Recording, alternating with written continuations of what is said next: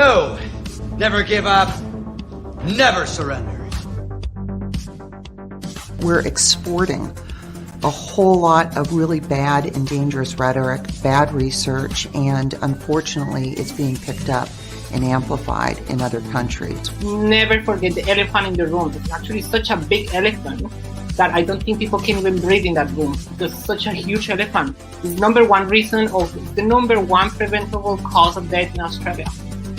So when you are taking a precautionary approach, when you're like, no, we just don't know enough, I just tell them, shut up, because that just, I don't know, is killing people right now. We're worried that, in fact, a lot of members of the public still think that using an e-cigarette is as harmful as smoking a cigarette. I mean, I have said that it would be tragic if smokers didn't quit and carried on smoking because they hadn't tried an e-cigarette, because they were worried about the safety of an e-cigarette. It's not about really quitting smoking. Their ideological viewpoint against vaping is so strong and so weird. Like, honestly, it's just weird. I don't know why it invokes this incredible sort of anger from these people. I mean, this colleague of mine said to me when I first moved to get the inquiry up, her comment to me was, why don't they just use a patch? And I said to her, do you smoke? And she's like, no. I said, have you ever smoked? And she said, no. And I said, well, shut up then. You don't know how hard it is to quit smoking. Engorged penis.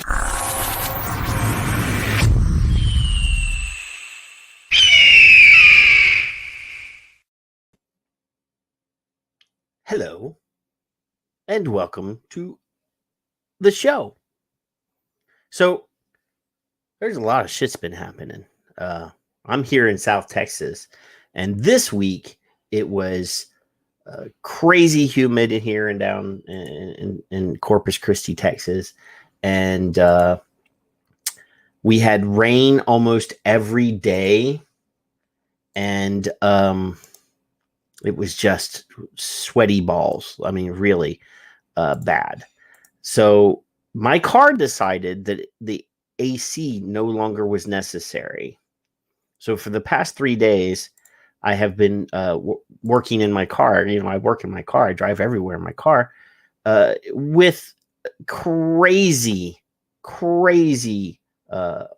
heat. And, you know, it's frightening for my residents, for my patients, when I walk in to see them and I'm, you know, already covered in sweat. It's just, it's not good. It's not good. So hello and welcome. We got vapey stuff to talk about. We're going to talk about some vapey stuff, but we'll talk about some other things and some tweets that maybe happened this week that we thought were important or fun or just, you know, crazy. I myself did a crazy tweet, and we'll talk about my crazy tweet. I'm worried that some people might have been offended by my crazy tweet, and it wasn't meant to be offensive, but it kind of was. But howdy, hello, and welcome. I see that Rob and Mallory are in the YouTube, and Tom and Leanna and Aaron is looking for the YouTube channel, which I did just drop into the Facebook chat. Paul is here, and Tom, and I said Leanna, didn't I? And Thomas, and Bruni. Bruni has made it into the YouTube channel chat room. So how the fuck was everybody's week? My cohort is in the green room watching all the festivities occur. We're gonna bring him in. So, hey, Kevin. You know, it's not green. That's false advertising. What's called not green. The green room. The no green snacks. Not no green. nothing. No nothing to drink. Well, I got to bring my own shit. It's bring your own coffee. It's bring your own coffee. All you need is love. There you go. Now, Bruni wants to know where the Facebook link is. I believe that Bruni, I know that he's older. But he's been around a while. Maybe you should link him. Maybe you should tag him in the Facebook. He actually made it without being alerted this time. Normally we have to remind him that it's the right time of day. He's a thunder from down under. He's got things to do. He did indeed find the Facebook chat room too. So now Bruni is present in YouTube and Facebook. I can't find And, the YouTube, so there you go. well, the YouTube is all you have to do is type hashtag Son of Liberty Radio, and it pops right up. And we're also doing the whole Twitter thing as well, because there we are on Twitter. Even though if you have seizures, don't look right now because it's blinking. I don't know why it does that sometimes. So Simon's not coming on again.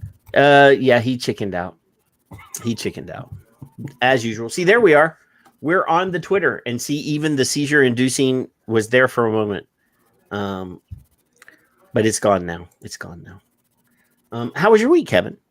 Did you have 110-degree weather inside your car this week? We had hot as balls this week. I agree. Tom, I think was who said that. Thomas, it's been hot as balls, and had some bad things happen. But did somebody fucking steal my tag on? I have to go look at this on YouTube real quick. Somebody said there's another Son of Liberty. I went to a gaming thing. I don't know what the fuck it was, so I got back off because we were pressed for time. No, there's a Sons of Liberty, which is a historical thing. I mean, there's a definite historic connotation. There's a reason why we are the Son of Liberty, because it's at the time there was only me. That's what I did. Hi Jay, thanks for coming in. So we're singular. Jay Movie. Hey now, first time listening to the show, Canada, Ontario. We are experiencing a full-on attack by our government. Yes, we did discuss that last week on the show. We actually showed some of the nonsense. We're pretty pissed off about all of it. Yes, so really are. It's not a lovely thing, and we discussed on the show how terribly awful that is, because if you start banning sweeteners, for example, there's discussion of banning sweeteners that literally removes every commercially available flavoring on the market, because everything has sweetener in it. Even tobacco has sweetener in it. Yep. So everything. If they start mass speccing all of the flavors, yeah, we're fine. They're. I mean, it's not good. It's not good. Depending on what molecule they're looking for. I mean, you know, I'm not a chemist, but I do. I mean, we could get a chemist on here to discuss that. Actually, we should not a vaping chemist, an actual. I have a suggestion. A real chemist. Eliana would be one, right? Well, she's a pharmacist. Yeah, she would be smart.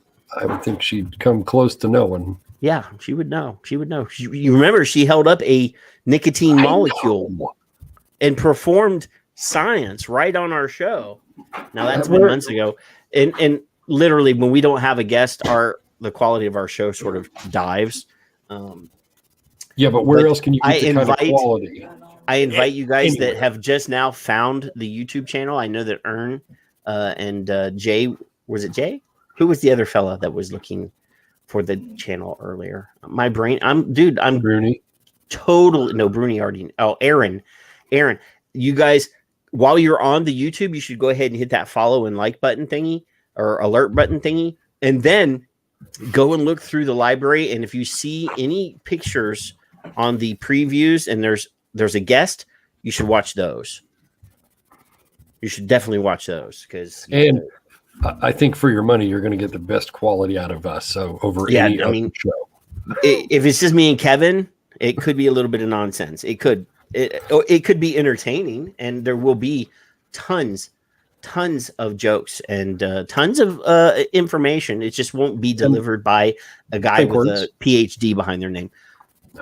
Almost every one of our guests, though, have PhDs behind their name. I definitely suggest that everybody that hasn't already or wasn't here live or listened to the podcast on like the 60 or 70 different podcast platforms that we're on. If you want to listen to the show, I try to make Kevin, anytime he shows something that's visual, that he actually describe it so that the audio people can understand. Yeah. Uh-oh. I see Michael in here. Jay's upset about the PACT Act, and he can't order nicotine over the mail anymore. Yeah, that does really fuck you guys over. It fucks us over here too, but some of us have stocked up on our nicotine. Not nicotine salts, though. I see you were looking for nicotine salts. I don't particularly like those. But anyway, yes, Thomas is the Canadian expert. He's in the chat room talking about Canada. But there's some stuff that happened this week, Kevin. Literally, something happened this week, and it's not vaping related. It's not. No. It is pudding pop related, though. Oh, pudding pops! I like pudding. I love pudding pops. When I was a kid, which probably means I still love them, but I haven't gotten any in a while. Like, and Thomas, we're going to quote you in a little while, by the way. Yeah, so yeah. I will. Let's talk about some Jell-O pudding pops. So this week, Bill Cosby.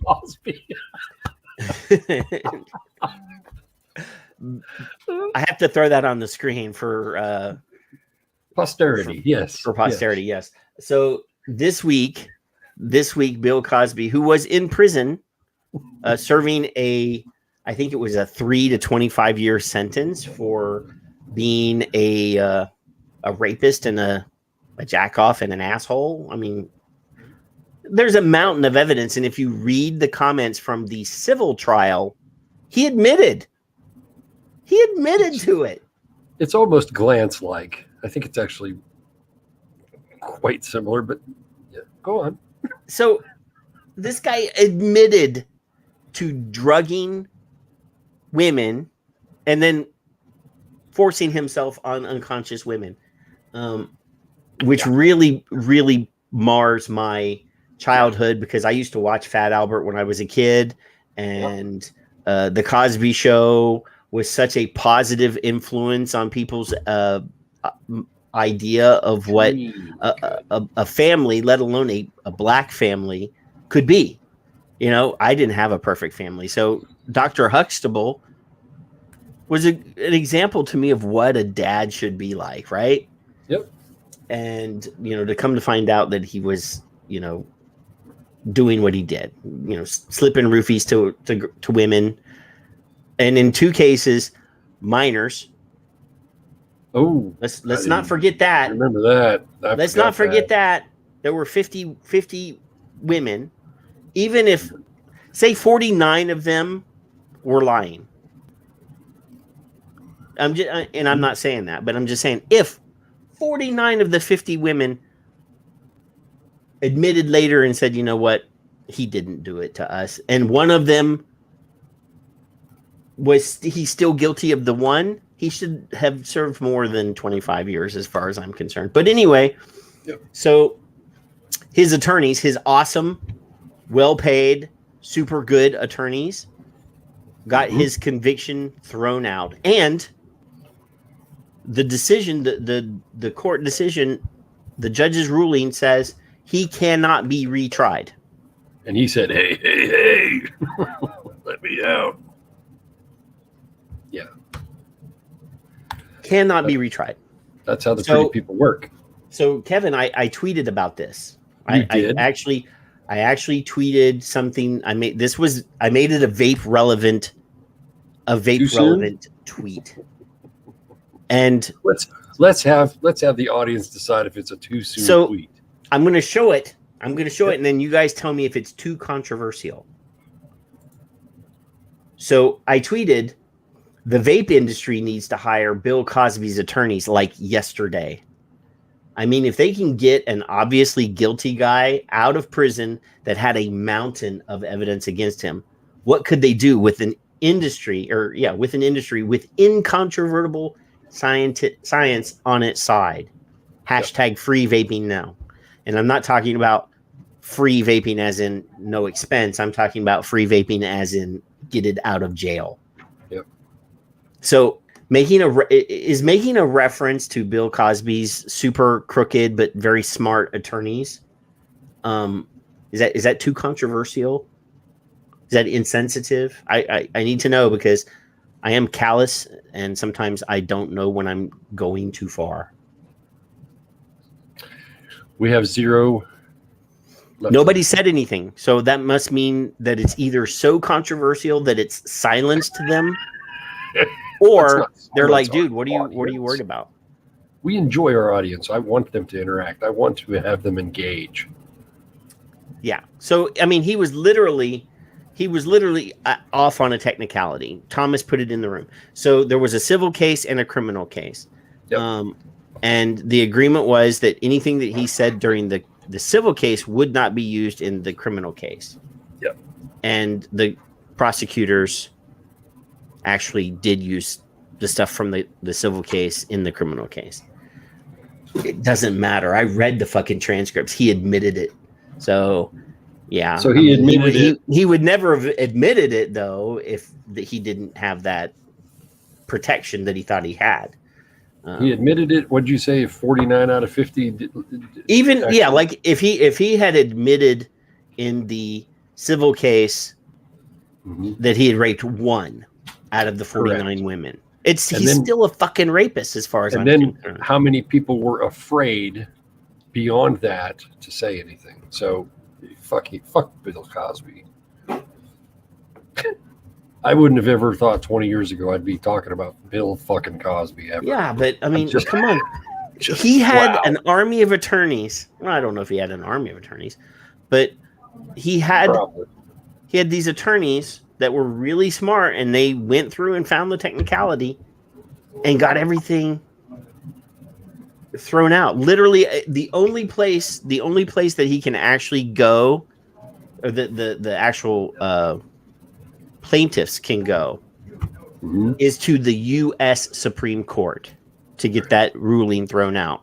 And we know that the U.S. Supreme Court is extremely picky because they chose not to pick up either one of the vaping lawsuits that were in front of them. The Pacific Legal Challenge, which Troop, who normally is in the chat room, was a part of. They chose either this week or late last week not to pick that case up. The other one, the Mississippi one, that one isn't getting picked up either. So all of the current litigations that I am aware of are gone. Are you aware of any other litigations that are in the pipe? I don't think so. I think they're all done now. All the legal challenges to the FDA's authority to deem vaping as a tobacco product have essentially been erased. So they're done. Before it disappears, highlight Mike's tweet. I'm sorry. Which one? The one where he's talking about me being controversial, or yes. I want to highlight that for a minute. So I'm with Mike because treating things controversially, if that's the word, using controversy to challenge things is kind of your forte. That's what you do. And I do it in a different way. You're smarter than I am, or you're a little more. Well, you draw little diagrams and stuff. You're a little more elegant than I am, and I'm just all over the fucking place. And I don't care either. Neither of us are wrong. You're just sometimes more right. And that's the only sucking up I'm going to do for the rest of the evening for the audience if you need to know. But I'm sorry, Mike is right that is exactly how we should be treating everything in our lives for ourselves and others. I like the way he worded that. He called me slice and dice a while back. So okay, so a while back a while back you tweeted something, and I almost responded to this the other day because I thought this was gold. I thought it was going to be over the top. So is it gold, or you thought it was gold? Well, it is, but it's also kind of shaky ground. So this is your original tweet, and you're saying every time I see a writer writing about vaping, I expect unbiased reporting. Then I see experts, public health, politicians, journalists hiding behind children, posturing opinions, refusing to engage with people. Even the Truth Initiative knows better.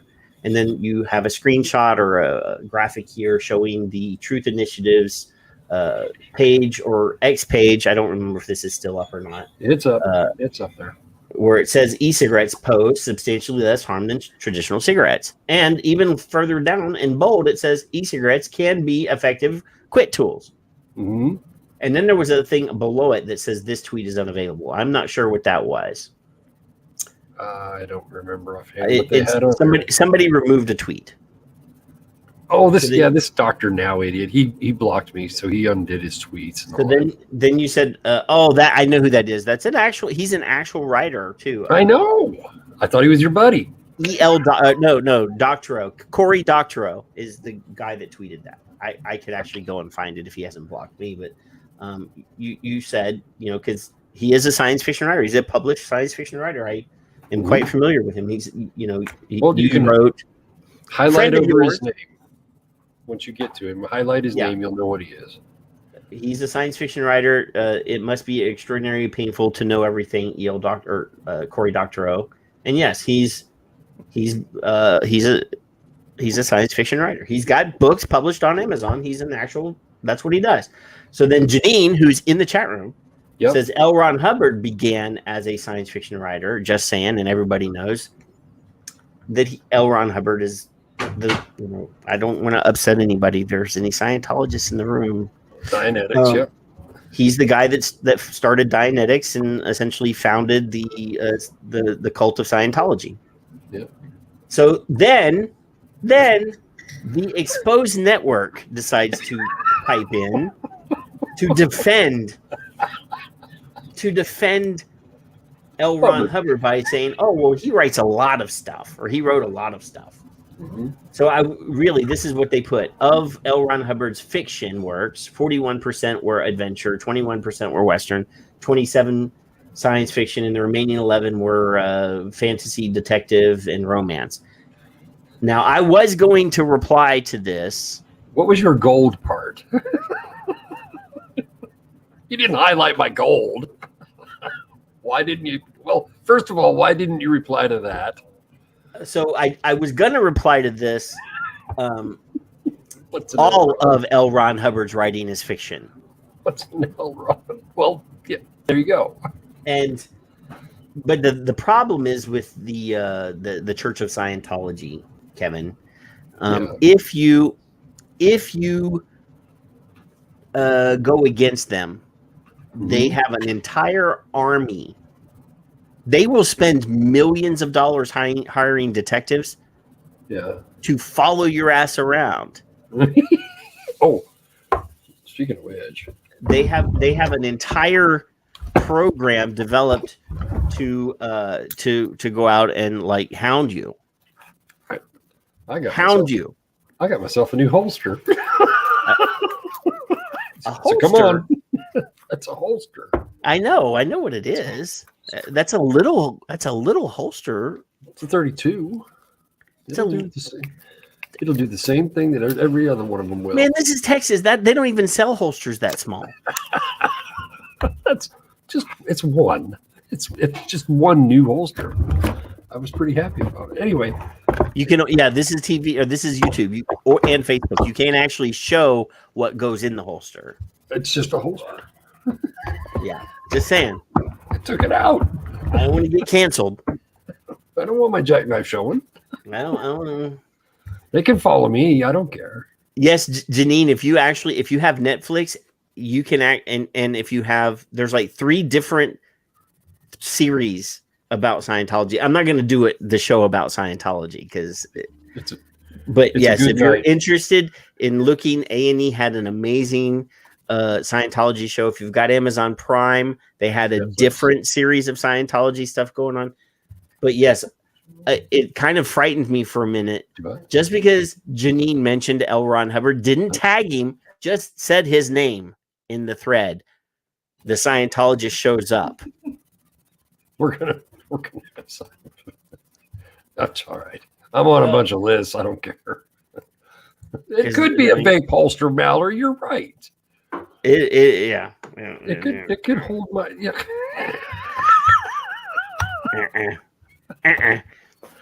I'll show you my bigger one later. Are you aware that there are states now where you don't even have to have a license to carry a gun now?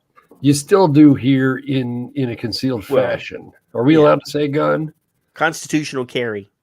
I've been waiting for it for freaking since 2007. So I'm just, whatever. But she's right. It could have been a vape holster. There are vape holsters. There are. I actually have. Where was the gold? You wanted to tease me saying it was almost gold. Where was the almost? Well, it was almost gold because the Scientologist showed up. And I almost replied. And then I was like, do they have an army of bots allegedly? Do I want, I mean, they literally have been known to buy houses across the street from people that have said bad things about them, like reporters. Wow. Like a reporter wrote an negative article about Scientology, and they bought a house across the street and hired people to stay there and spy on her. I'm off. I'm so far out of the loop. I probably wouldn't even notice. I mean, this shit is really fucking scary. L. Ron Hubbard wrote an entire 400-page manual on what to do to counter to counter criticism of his cult. So like tobacco control, they have their manual. Yes. I got you all excited. That's good. I'm not really concerned about them right now. I got better things to worry myself about. I'm telling you, the next thing you know, Stanton Glantz is going to be a fucking Scientologist. Scientologist? Well, no, he's just going to join the Scientologists, and the next thing you know, we're going to have they're going to convert all the Scientologists to vaping, so that they are not to being anti-vapors. Excuse me, and then they're going to unleash their culty crud on us, man. I'm telling you, we've already got a manual. We'll just copy paste. I mean, literally, we already know that anti-vaping and public health people are already a cult. They are a cult.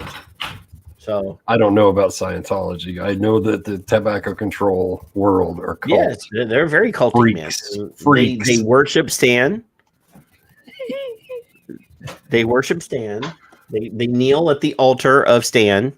Yeah. I could turn that into a really risque comment, so let's not go there. Well, speaking to the microphone directly. Get very close. I just don't understand. Oh, let me see. Did I get blocked this week? I don't know. I tagged him just a few minutes ago. Nope, I'm still not blocked. I hate you more every week. I'm gonna share screen real quick, Kevin, so that there is verifiable proof that all right. Simon Chapman has not blocked me yet. Oh my God! Go down his stupid ass line for a minute so we can rile up Rooney and Paul. Okay, so let's do the pin tweet. It's right here.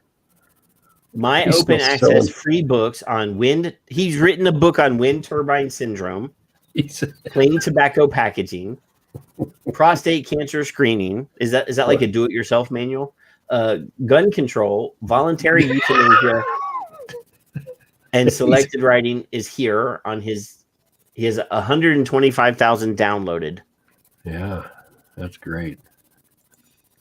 So he's hit his midlife crisis. So I'm just wondering, if his do-it-yourself prostate cancer screening book is. But I mean, Kevin, it says here that he has 125,000 downloaded. That's good because it's free.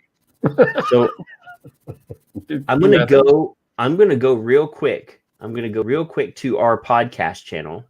Yeah, and send it to him. And no, because I know for a fact. I have to go to the stats. Paul, all you have to do is hate him just as much as I do, and he'll stay unblocked. That's all it is. I don't know why he's still not blocked. So we have 428 episodes on Smoke Free Radio. Did you know that? That makes us smarter than him. And the first one made it smarter than him, but I have 428 episodes on Smoke Free Radio, and we have over 500,000 downloads. Well, tell him how impressed you are, and then show him that. So I should let him know that my anti Simon Chapman podcast has over 500,000 downloads. Well, why don't you? I love a live tweet. I do love a live tweet. Now you've challenged me, Kevin. Well, while you're doing the live tweet, have you gone to the post office yet? So no, I haven't. Let me copy and paste the link to the podcast. I'm going to start taking bets on you. Now I'm going to go to Twitter, and I'm going to reply. I'm going to do a retweet. I'm going to do an overtweet. I'm going to overtweet him, Kevin. Yeah, shut up. So quote tweet, you bastard. 125,000 down. How do I spell downloads? Downloads. Question mark. Yeah. Is that a big deal? Is that a challenge? My anti at Simon Chapman 6 podcast Chipman has over 500,000 downloads. That's pretty friggin' impressive. I know, right? I'm proud of you. And by the way, for the rest of you, while he's in there dicking around, when I can make my wife shake her head at me a few minutes ago, we've accomplished something. Uh-oh. More than normal. How to advocate with a sinister twist. Now, see, that's why I love my audiences.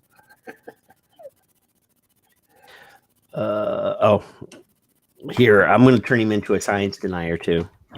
That's my Beatles cut here. I love the Beatles. How do I spell denier? Denier. Now, if he doesn't block me for this shit, I don't know. You got to be doing. You got to be the king. I don't know. I don't even know for sure why he blocked me. He did graciously review my blog. There, I have just now smacked him across the mouth. Let's see if he actually bites on this. Is it a holiday weekend in Aussie land? They don't have a 4th of July holiday. Well, I know that. I mean, they actually have a 4th of July because the 4th of July exists everywhere. But I don't actually think that their Independence Day is the same as our Independence Day. No Independence Day for you. Well, I mean, literally, they were a prison colony at one point. I know. So you would think that they would be celebrating their independence at some point. Liana, please put that away. Don't call him clever. Jesus Christ. His head barely fits on the screen now. I know, it's huge, right? Ooh, it's hot in here. I want some fucking retweets and likes on that shit, though. I'll hit you. Come on, big boy. There's like 5 people in the room. They could also be doing. I mean, that's gold right there. Well, hold on a minute. See, I can't see his tweet. See, there's actually a sentence in there that I didn't say as I was. I did say denier, but you know. He's such an ass. But he's not obviously brave enough to match wits, you know. Clearly. Literally, dude. You gotta follow me on Twitter, guys. Jay's over there saying put the link to the tweet in the chat, but you know, literally Patrick, if you were following me already. Yeah. Patrick who? They'd be like, who the fuck is that guy? I'll put the tweet in there. It'll be all right. Oh, you did. I already did. Sir, you got to multitask. I know at your age that, you know. Kiss my ass. I'll do it anyway. Now it's in there twice. Retweet. Yeah, I want to see.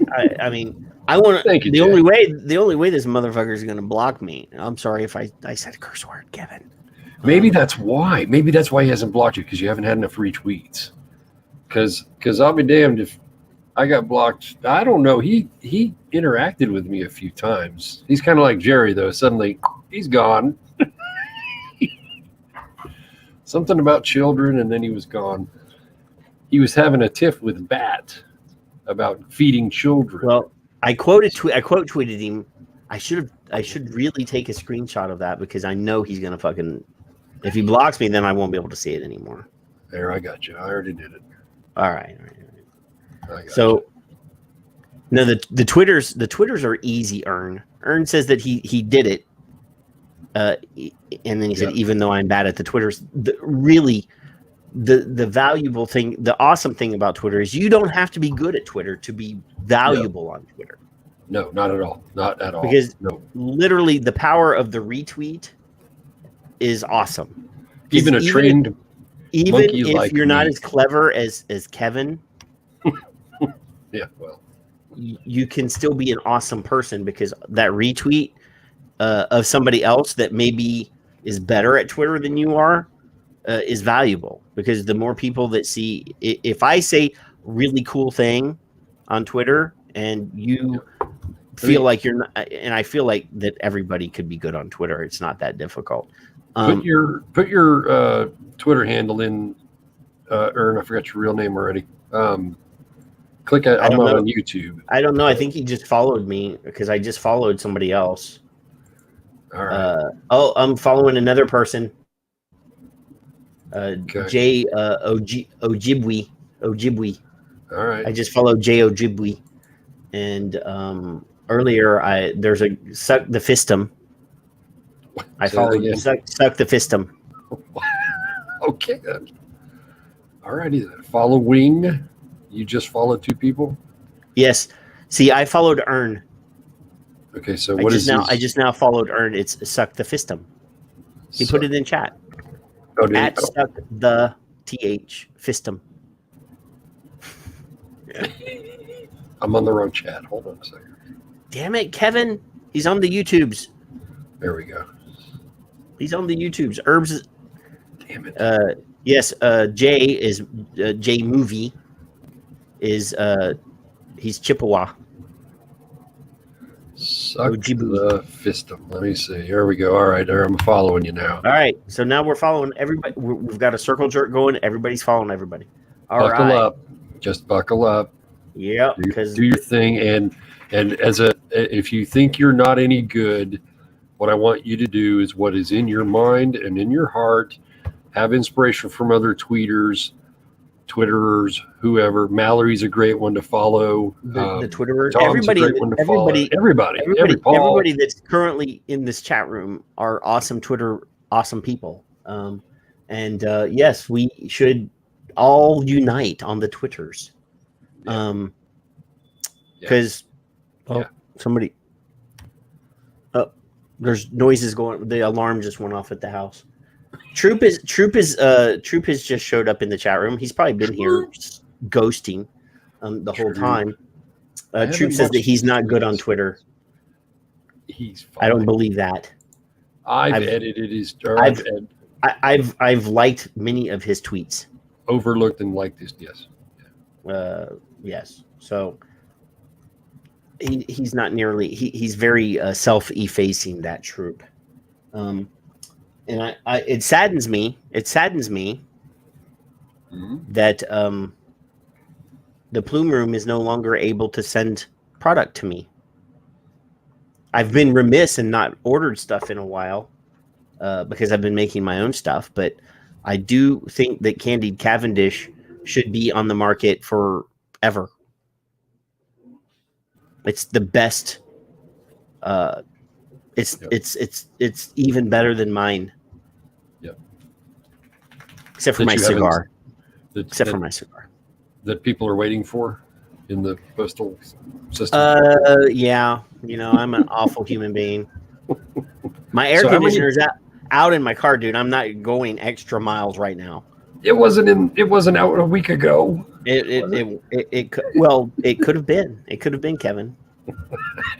I'm so tough that that's a little modal. The 110 degrees could have just taken that long to really impact my amazing body. Fucking hot as balls, man. That's not human. You can melt at that, right? I want to get a blue check mark. How do I get a blue check mark on Twitter, Kevin? That's Greg. I have no friggin' idea. I don't know. I think as a media person, I can verify I am me. Yeah. That I should get a blue check mark. I tried it because of the blog, and I don't remember other than that. I have no idea. But Paul, I don't ever know his last damn name, told me that, yeah, you can get media credentials. You have a blog. Yeah. Anyway. And we have over 500,000 downloads on our audio podcast. I believe Greg could answer that question because Greg does have one. Yeah. Last I remember. I don't know. I mean, the video, obviously we're kind of ugly and people don't necessarily want to look at us. Well, but yeah, the vast majority of the attention that we get is on the audio podcast. And we don't get prettier, but we always would give your money back. So if you're unhappy, it's literally free. So I'll double it. Double their money. I mean, it's not free to me because I have to pay shit. But I know.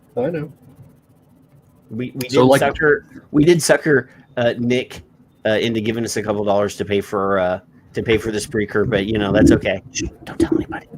And my beautiful Mike. So Mallory, facts to back your statements.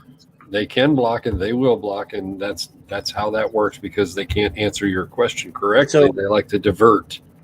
That's what they do. Literally, we could tweet everything that we tweeted. Yeah. We have science to back it. We have evidence-based scientific results, right?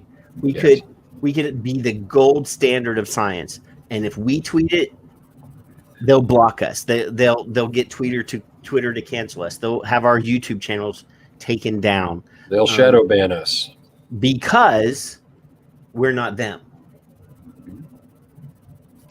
You're you bastards. If I guarantee you right now, if Campaign for Tobacco-Free Kids reached out to Twitter and said, look, these guys are saying defaming things about us, they're calling us liars, and they're showing fake news to the public, you need to block their access to Twitter and YouTube. Twitter and YouTube would bend over backwards to do that. Yet, Patrick, they haven't, and they won't. Now, I've used truth manipulative. I'm not even drinking, folks. Truth manipulative, and I changed their little thingy bobber. Now I have the First Amendment to back me up in comedy and all that crap, but I've done that purposely. It's been done 100. I'm not the only guy to do it, and there's been 100 of them. The latest one was tobacco-free, taser-free kids. Well, I did one campaign to lie to kids. There's probably 6 or 8 of those that I'm aware of offhand. And then there was the campaign to tell the truth about cats or something like that. Remember that one? Yes, sir. So that was a fun one. For me to, if you set me in front of a courtroom because it's defamation of character, I'm going to try to explain that you have to have the character to defame, and if I have the science and you're just an idiot, then we're not going to get along very well in this courtroom. And I will rest my case. I mean, literally, Kevin, we have firsthand knowledge. We have firsthand knowledge of somebody who is a PhD, doctor of public health, who got canceled on Twitter, got her Twitter account frozen for about 9 months. Yep. There's people in the chat room that could correct me on the length of time. And 6 months, 4 months, whatever it was. Months. Dr. Marawa Glover, who's been on this show three times now. 3 times. She's been brave enough to attend the Chucklehead 4-hour show. She's been brave enough to talk to us. And they not only, I mean, I don't want to say canceled, they locked her out of Twitter. This is the editor of the tobacco harm reduction section of the Journal of Harm Reduction. A scientist, a published scientist. And 30-something years of experience. They just blocked her fucking Twitter account. They canceled it. They took it offline. She couldn't tweet. Yeah. So, yeah, I mean, Kellyanne, they're talking about Kelly in the chat room. We've had Kelly's been on the show. Yep. If you go to the YouTube, Jay, you'll be able to find Kelly's show. I love me some Kelly. We love the work that Kelly has done. She's awesome. She's her little shareables are amazing. Yeah, she's great. We love her. So yeah, it's ridiculous the amount of power that these people have. I mean, obviously, money is power, and most of these people are recipients of Bloomberg philanthropy money. Just on not on the value of the work that they do, just on the fact that they are on the same side. Yeah. Right. So we've always done it this way as part of their mantra. This is the way we're doing it. It doesn't matter if they have any veracity or not. It doesn't matter that anything that what they said or say is truth and backed by science and evidence. If they say something about vaping being bad, oh well, here's a check. Here's a check. And thank you. Oh, you mean your results say that vaping is good? Oh no, give us our check back. Undue Bloomberg brainwashing, yes. So I love that hashtag. And you know, obviously we've been throwing around the word philanthrocolonialism on this show for months. There's been multiple writers that have written news pieces in regards to Bloomberg's philanthrocolonialism by way of public health and vaping. And, it's I mean, Jay just put in the thing. Didn't I read something about Biden getting rid of White House staffers that smoked? Technically, and this is if he did, I'm not sure. I haven't heard this, but if he did, he literally has the authority to do that. Mm-hmm. I mean, companies can fire employees for being smokers.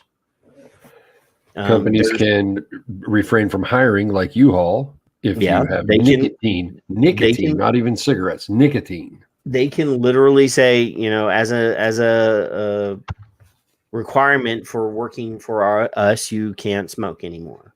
Yep. Hospitals have been doing it for 10 years. I don't know about Canada, but in America, we have this thing called right to work. Yep. And it's in most of the states. I don't know if it's in all of the states, but literally an employer can terminate an employee for literally anything or nothing. They can come into work one day and just say, you know what? We don't work here anymore. And it's legal. We would love a 2-week notice from you, but we don't have to do that. Yeah. And if you apply for unemployment, they can dispute it. I mean, obviously, if they fire you without grounds, and you go through the process, you could probably get your money, but they will dispute it and hold it up because they're jerks that way. Yeah. I mean, literally I've gone through the process here in the States. I don't know what Canada's like, but in America, they can literally, you could walk into work and they could look at your shoes and say, I don't like your shoes. You're fired. And it's legal. Yep. So, But you can be someone who uses drugs. You can be someone who drinks. You can be someone who whatever, you know, doesn't matter. Stick in your vice here. So Kevin, Paul just sent me a graphic. I'm going to show it because this is going to show the asinine nature of the PMTA process and the fact that there's a deadline in September, right? Yes. That there's no fucking way in hell that any one of these applications will be processed in time. And I forgot, Kevin, Jeffrey Zamora is in the chat room again. Aha. We love Jeffrey Zamora. We need to get Jeff on the show, man. Aha. So. And he's saying everything we've said. Bloomberg so in their government. There's this blue ball right here. There's this blue ball, right? Yep. I don't want to talk about blue balls, but there's a blue ball here that represents 6,381,159 PMTAs that have been filed. So there's this little tiny yellow line that's supposed to be a wedge. It's so thin that you can hardly tell that it narrows towards the middle, that it's an actual wedge. And this little thing here represents the PMTAs that aren't ENDS PMTAs. Holy shit. So the 196 cigarette PMTAs, 2,122 cigar PMTAs. And we do realize that the premium cigar category got exempted, right? Remember that. And they were doing, FDA was gracious enough to do research for them. Yes, the FDA is actually, going to spend millions of dollars of American tax money to help the cigar manufacturers with their PMTAs. What the wording was is so they can better understand. Yes. Then there's 650 water pipe products that have been, and I'm not sure why a company that makes water pipe, I do actually know why, Kevin. Back in the days when pot was not legal everywhere or almost everywhere, people that sold bongs and paraphernalia would often say that these are for tobacco. Yes, you're right. So that if you got arrested for selling them, you could say, no, these are tobacco water bongs, right? Or tobacco pipes or whatever. Yeah. So now that the PMTA thing happened, they went ahead and put since they were lying about their water pipes. Yep. 555 pipe products have been accepted. These are the ones that have been accepted, which means that they are in the filed category. So 6,370,000. Get your calculator out. I want to calculate how many total PMTAs outside of the. And I'm too lazy. I don't think my phone is even in this room. 381,159 minus 196. No. Well, you're doing it the long way, but okay, do it that way. 196, 196, 2122, 650, 555. That's easy. Thank you. 51. 37. 37. I was going to say, I can't see that. And 35. 35. 6,377,513 products. Wow. By September. Hey, Cigar Babe's in the show or in the YouTube. Cigar Babe is also one of those really awesome Twitter people. Now we're in trouble. So now, Kevin, I think the deadline is September 9th, right? The judge gave them until September 9th. Yeah. I imagine they can get them cigarettes out of the way pretty quick, and then they probably already have. Cigars, they're not worried about the cigars anyway, so we'll just nix them. Well, no, these are probably not premium cigars. These are probably cheap cigars. Water pipes are going to walk right through because they're pipes. There's no chemicals. There's no stupidity. It's just glass. And then you roll your own product. Your smokeless might take a little bit, and then your other, whatever that means, there must be something from Glance in there for. Those could be drip tips. So, okay, all right. So product, you got product as in hardware, software type shit, and cigarettes, cigars, water pipes. So, well, I don't. So the thing is the ones in this category were not part of that legal decision. No. In the courts. They don't care about cigars. I'm fairly positive that all of these products, if any of them are already on the market, they won't have to be pulled off the market. No, I wouldn't imagine they would.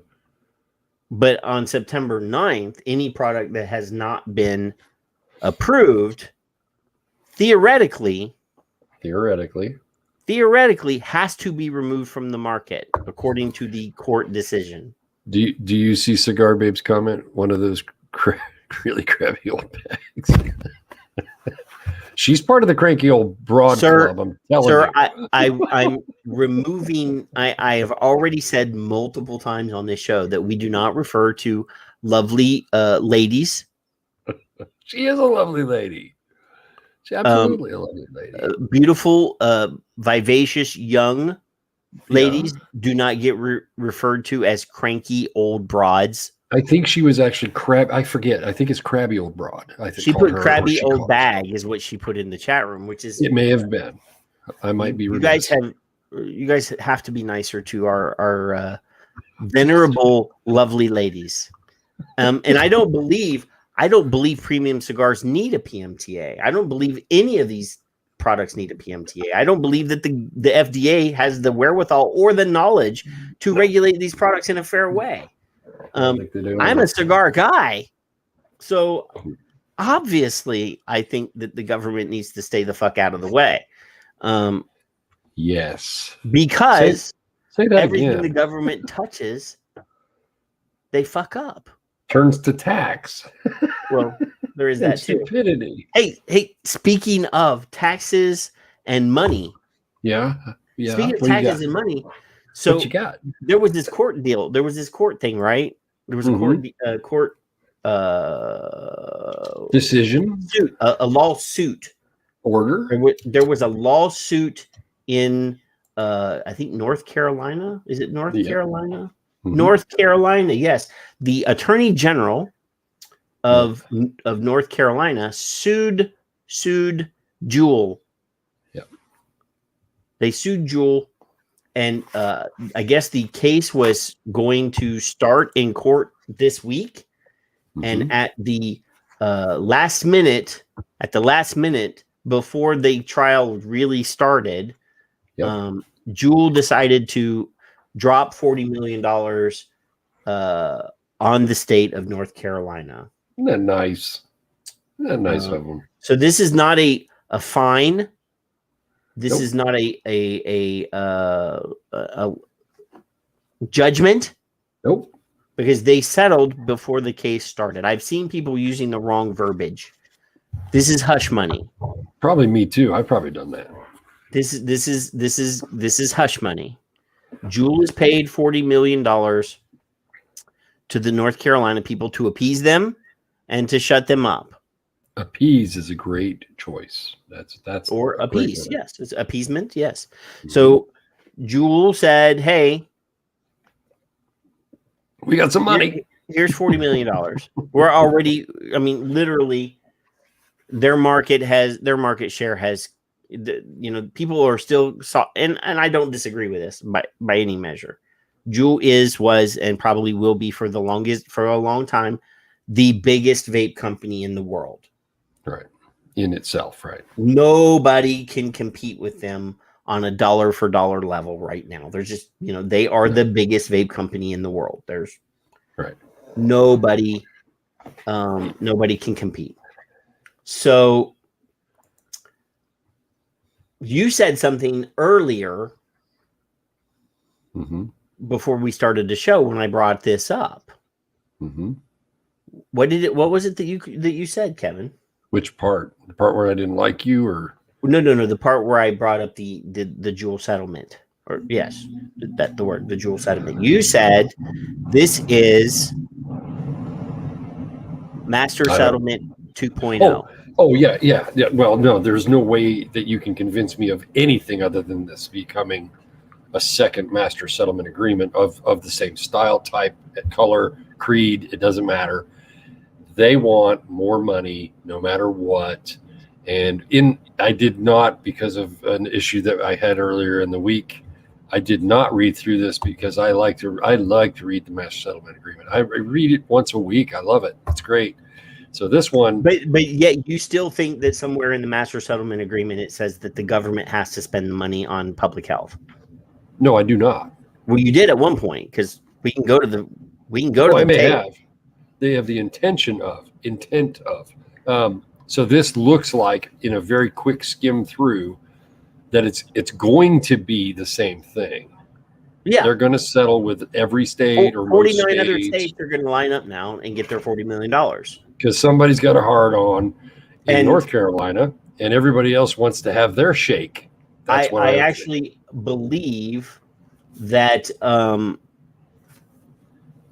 What's going to happen is just like the Master Settlement Agreement, there's 46 states that are members of the original Master Settlement Agreement, and there were 4 states that had their own individual legal decisions, ultimately that essentially are the same as the master settlement agreement, right? And Anthony just said, did you talk about the smoke list? Because that's what it is. Well, and there has been multiple people have brought something like that up.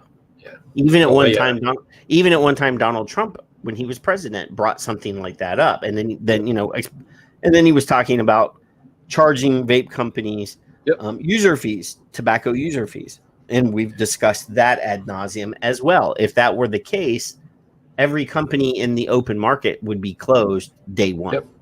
Yep. Because the formula for how you have to pay your user fees is quite exorbitant. It's not based on how much money you have or how much money you make. Nope. So how much money they want. So Thomas actually is the one that tagged me on that earlier in the week, or Anthony, I'm sorry. And I did not go through it line by line yet, because of something else that was going on. What David said, what Anthony tagged me on, what you just brought up, you didn't put it on screen, is going to be Juul. That's what they want. That's my opinion. Now we'll find out in September if they say, hey, we're wrong. But like you've said 100 times, 20-something groups are going to put political pressure upon every fucking idiot that's out there. Durbin, you can come track me if you like. Rajag, or whatever the fuck his name is, and all of their friends at Pay. Raja Kutramurthy. Yeah, fucktard. So every one of them, every fucking one of them, that's what they want. That's what they're aiming at. They want the public to think you people, my friends, are screwing children with vaping products. And Juul, now that they have the golden pass, they wouldn't do that. They're not going to do that. They would never do it twice. How could that ever happen? So I don't know who's behind the scene, and I'm so far beyond caring, it doesn't even matter, because they've probably blocked one of us anyway. It doesn't matter, except for Chapman. It's fucking ridiculous. This is not about public health. This is about control. And they don't want what you showed on that chart a little while ago. Because I was going to say, what does this say to you? What does that chart say to you? Well, I'm going to tell you what it says to me. You can take your shot after.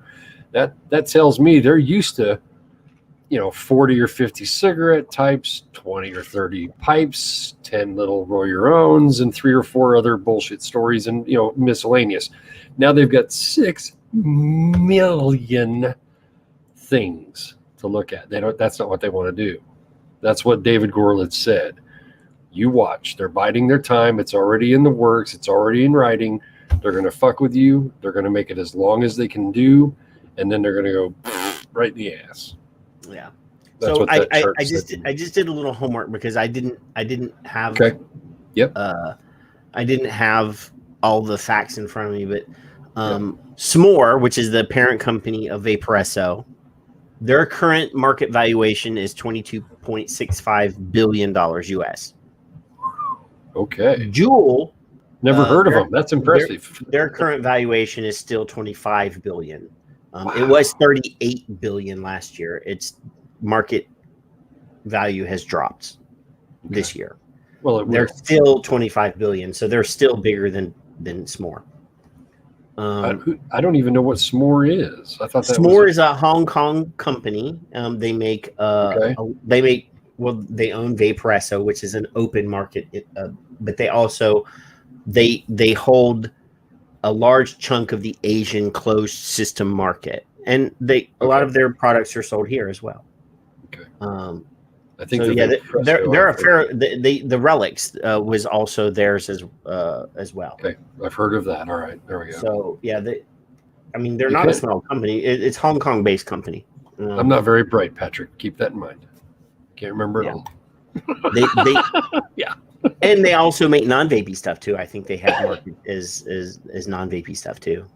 The Chinese manufacturers will make just about anything. I love CB. She said, "Fuck chappers, chapped ass." That's what he said. I'm currently live monitoring to see if he blocks me. I just can't believe you haven't been blocked. You must be licking his ass on the side in a message or something. Okay, we're gonna pretend you don't like each other, but Yeah, I'm still currently not blocked. I don't trust you, and I don't know why. You got that face that I can trust too. It sucks, I don't get it. Hey, your little friend is in the chat room right now. Which one? Miss DeSangles. Jen, I'm asking him at the beginning of the show, where's that mail? Can that car make it to the mailbox? I don't know. I'm gonna go get a different car. The new car will tomorrow. May. It will have the ability. Modal verbiage. Whether the person that guides it to the street actually goes to the post office, that's another story completely. Everybody's blocked by Chapman except dickhead over here. Cigar babe. I don't know why I'm not blocked, because I have literally said some nasty ass stuff to this guy and he's never blocked me. So either I'm not big enough for him to pay attention to. Ugh. Or poor Jennifer, just sitting in a field waiting on a package. Just as mean as you could be. I know. I think the mail stopped going to North Carolina or South Carolina. Might have, possibly. We're not sure. No more studies are needed.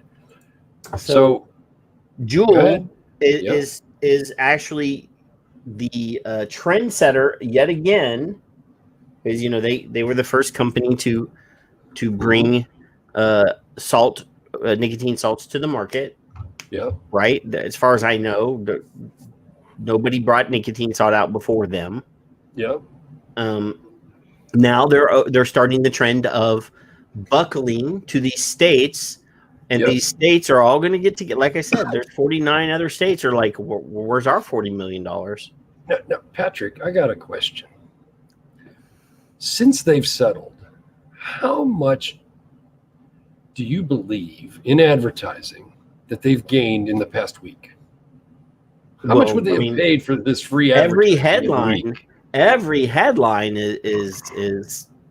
What do you think $40 million will buy you? We already determined, Demetrius, I believe, already determined it was at least a minimum of like $3 million, right? So here, I'm going to show this. Good. So even headlines like this. This is my Google search. I just did Juul market value, right? Yeah. So Juul's valuation has tanked 85% in less than 2 years. Juul cuts valuation to $10 billion.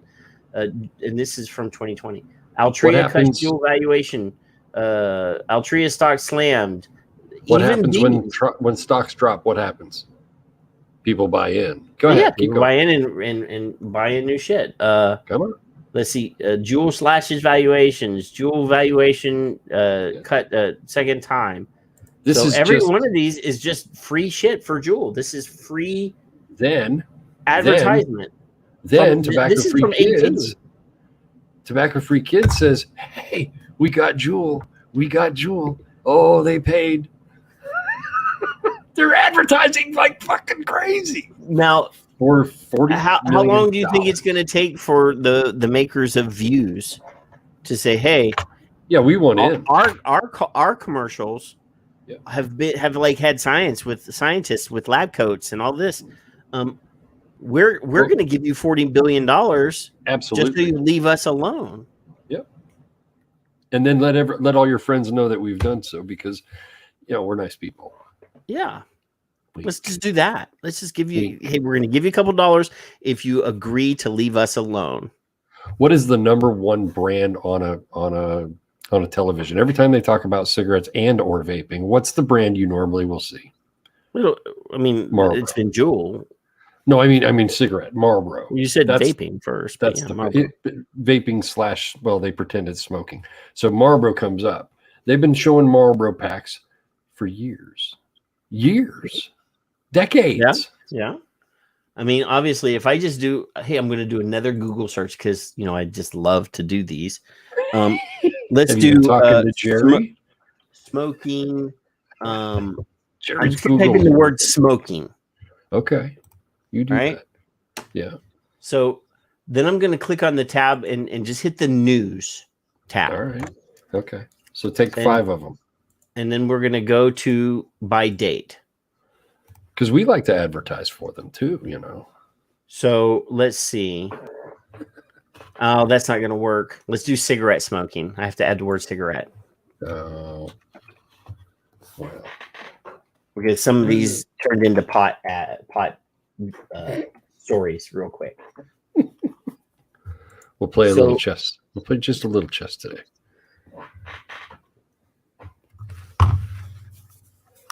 $40 million for advertising because you can't advertise anymore. They just said you can't advertise. You got to have 35 and older fucking models. How can they dictate how old the freaking models are? I mean, are you insane? Come on. If you look at any other industry, does the same God blessed thing. Period. Right. There's a couple of those I recognize. Well, I used to smoke these. Never tried them. Had Vicery. Had Lucky Strike. They were cheap. Yeah. There's Camel. And go, look at this. Look at this. Uh-huh. I've never seen this one. Yeah. That's the one. So I guess they're saying that since this has got the same color as this, that they're marketing to kids because they use the same color. Well, the child would be confused even when they've opened up the package and had their cigarette lighter ready. I mean, I would be confused too over the gum. Come on. Well, and by the way, again, why is it right? Yeah, you're gonna see generally more Marlboro. There's Cool. Yeah. Oh, that's a vape and the Cool. So. Yeah, this is a side-by-side comparison. Tobacco-free kids' colors are what? Red and white. What color is Marlboro? It's red and white. It's the brand. It's the fucking brand. Don't tell me that it's not. Does this look like a minor to you? No, it doesn't. Not close. Not even close. In fact, that one in the middle of the right below, go down right there to the middle. Pick that one. Now, I think Amelia placed this. I don't recall who. If Amelia, if you're ever listening, I'm not positive it was you. And why did it go there? Because it's a study. Okay, so that picture that was in there where it showed some pop star on the right and the girl on the left with the hair was trying to imitate it, is what they've said. That picture wasn't even out when Jewel was around. It was after Jewel. That one that says vaporized is what they're comparing to the other picture in that box, which didn't even exist yet. When they did theirs, the other one hadn't existed, but they're using that as a comparison because they're trying to attract their children. So, yeah, my ass. So if I saw an advertisement for like a dude and a girl making out like this, I'd think it was for condoms. I wouldn't immediately go out to the convenience store and buy a Jewel. I don't think I would either. No, it'd be word of mouth first, more than anything. How is this marketing to kids? Is what I want to know. Because that's what they said it was, and that's what everyone agreed to produce. That's what the fucking narrative is. That one. So, okay, this is Ariana Grande. Which was like 2018, if I remember correctly on the tweet. And the vaporized one is like 2015, if I remember correct. I don't remember for sure. That's what it says here. But they're giving the impression that this is what they were trying to imitate, and it didn't even exist yet. The one on the right didn't exist when they did the other ad, if I can tell you guys that 4 different ways. So this is an ad that says Gloria. She's 80 years old. She's got old hands. This is not a young person's hands.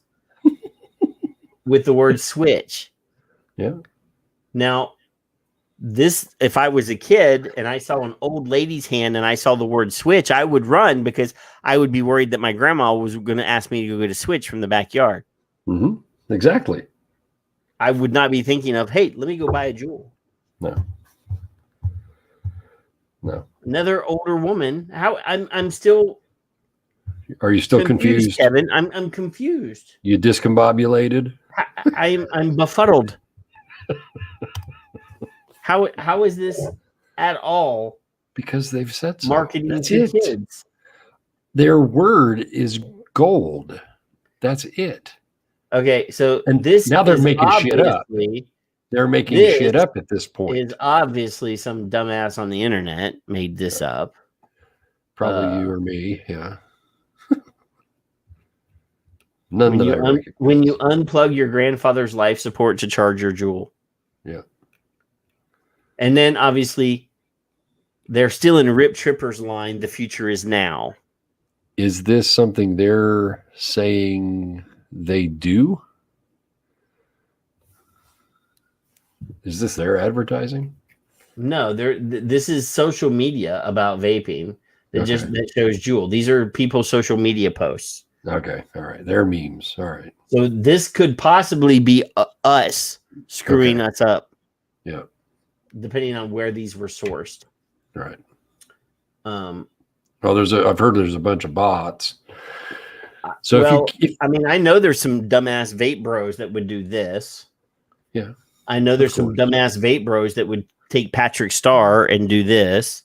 Yes. So it's possible that these are actual memes. Yep. That were created by our community because it would be cool. I don't doubt it. So if you look at this, you've seen cigarette ads. See, I would think that these two were being compared, Kevin. That I understand. This, and that's fine. The Ariana Grande thing is bullshit, but this I could see being, hey, let's do a throwback to this old cool ad. And that could be a new one for all I know. I don't read anymore. I don't think Cool's allowed to advertise anymore in the United States. I'm pretty sure. Magazines? I thought they still could in a magazine. I haven't seen a cigarette ad in a magazine in very long time. I don't know. I don't read them anymore. I have no more subscriptions. I used to publish a magazine, Kevin, that was all about vaping. Remember, I did that. You did? And I know for a fact there was no cigarette ads in my magazine. Now, I'm an old man, Patrick, so that one down there with the pink coloring looks next to that. Yeah. That one there looks to me like it's a younger person, but I can't really see it well. And I can't even tell if that's a man or a woman, Kevin. I really don't care. I have to squint. Because here's what I'm thinking. If I'm looking at this and I'm 14 years old, I can't legally buy it anyway. No matter what these fuckers say, they're illegal to purchase. Period. So she does look 18, 20. That could be a non-binary. That could be a non-binary dude. That person right there, human. And they're talking about smoking evolved. So I'm thinking that this is an outreach. I'm thinking that Juul probably made an effort to engage with the LGBT community. This could easily be an advertisement for that. But how hard did some idiot researcher look to find the Be Happy Lucky Strike fucking ad? How hard did they have to figure that out for? But I don't get. That's the 50s. This doesn't look anything like this. This person is jumping in the air. But they're giving a reference. But I think they're trying to say that we're using the vaping industry, or how I think this is how Juul used the. Let's go back to the top. In comparison, this is over its first 3 years of market. They're comparing Juul's advertisements to big tobacco promotions in the past. So they're trying to draw some sort of connective tissue, or correct. Saying that these are similar. Okay, so this is a man and a woman smoking a Lucky Strike over a cup of coffee. Yeah. Old timey ad. This is a man and a woman at a vape convention doing some sort of like thing. French vaping. I don't know what the fuck they're doing. And this is a woman's face. This is a woman's face. I mean, literally, that's all it's a person's face. This is a person's face. This person has their hands like this. This person doesn't have their other than the fact that one's a photograph of a woman and one's a drawing of a woman. Correlation. And this there's is, a heart. Okay, And so there's they a did a Valentine's Day. Oh, Valentine. well, here's the smoking Valentine's Day ad. We'll just say that they're It's manipulation. Mom's Day. Yeah. Oh, well, we did. Chesterfield did the ads for Mother's Day back in the day. I remember Mama and Papa. Well, there should be a picture of a headstone there. Exactly. Eat your veggies. Eat more nicotine. It's a comparison. It's an absolute correlation. This is obviously we went into the weeds because this was something that we hadn't planned on discussing. But I'll tell you what the best one I saw was someone in Massachusetts with Attorney General dumb shit said, it was like a doctor or a PhD or something said, and they had a picture of the Juul ad and it said, quit smoking, start smoking again. And it said it 30 times. And as soon as I saw the tweet, I responded. I said, wow, that's a pretty clever marketing ad because you quit 30 times. I knew what they were referencing, but they didn't reference it. I knew exactly what the study was that they were talking about. I counted 30 times. I responded. She deleted the tweet. I was so pissed because I didn't get her tweet correlating it. So it's a brilliant way to do it. Quit, start again. Quit, start again. It's perfect. That's exactly what they do. You know, humans 30 times average. Now, Cigar Babe made a comment here that kind of I have to throw on the screen. What's that? She said, "Did you know at the Hemp Expo they had vegan nicotine?" I don't even know what that means. So okay, I'm trying to figure out: is there such a thing as carnivorous nicotine? I mean, is there nicotine that is derived from animal matter, from meat, from veggies? You mean? I mean, all nicotine comes from plant matter, which would mean that it's vegan already. She'll tell us. So, one from the 40s. That's one Patrick remembered. Vegan. Now, Cigar Babe. Vegan. I will say that it's not impossible that they have tomato-derived nicotine, because we all know that nicotine exists in pretty much every plant in the nightshade family. Tea, however, all kinds of shit. However, I don't believe any company that is advertising that they're making it,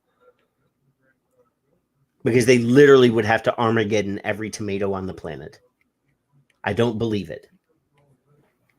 I've spoken to multiple nicotine manufacturers, and unless something has changed in the last 6, 8, 10 months, I don't believe it. I think they're lying to you. It is possible. She says that I could be wrong. Yeah. It is possible. I don't believe it. Somebody would have to show me the process. She got some. Don't show me. She got some. I mean, obviously, I have nicotine here that I could hold up and say it came from something. Yeah. I don't believe it because obviously the minuscule tiny amounts of nicotine that are in the vegetable matter and the plant matter of tomatoes is very, very, very minuscule. Very small. Extremely, extremely low.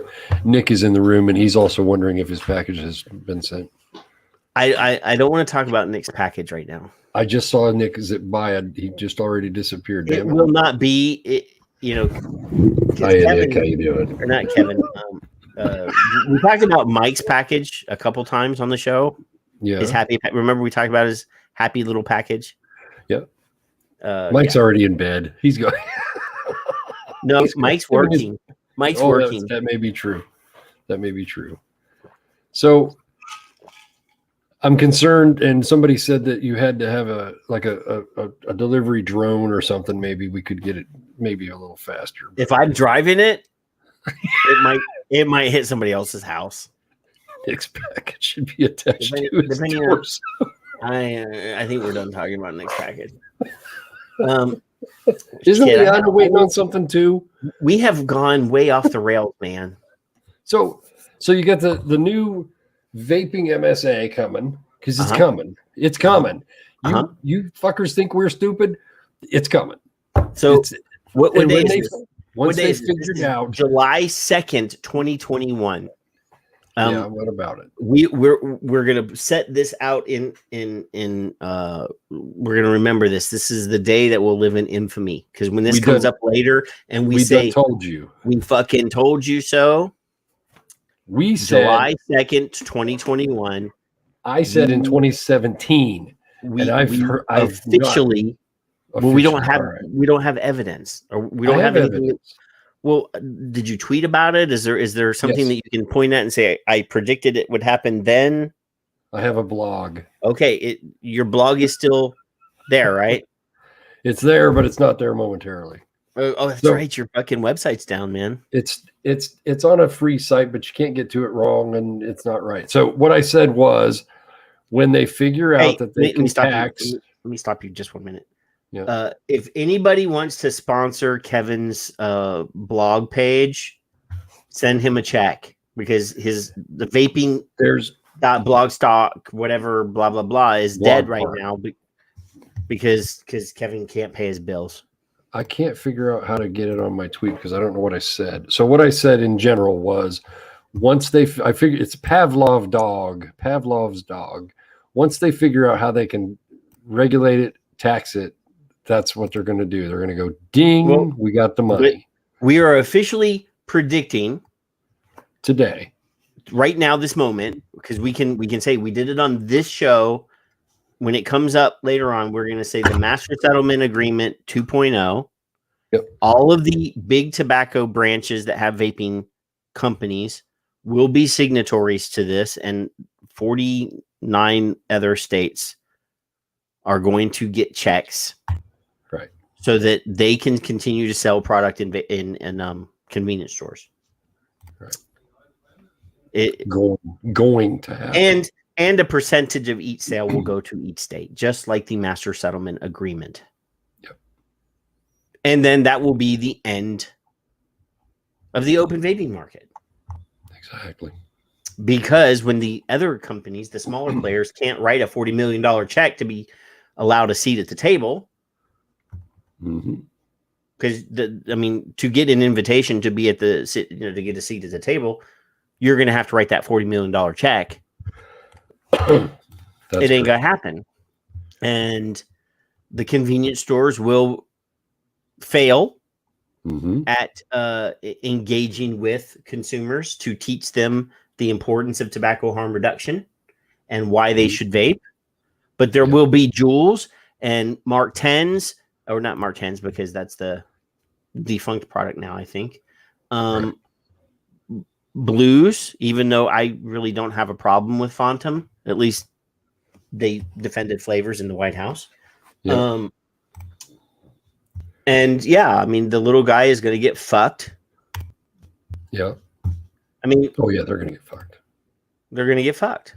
It's going to be, if the Attorney General of Florida Kevin or Nick says Florida won't stand for that. If Florida, their AG says we can get a $40 million check if we play games or if we play ball with the big tobacco and big giant vape companies that are selling product in stores, then Florida will stand for it.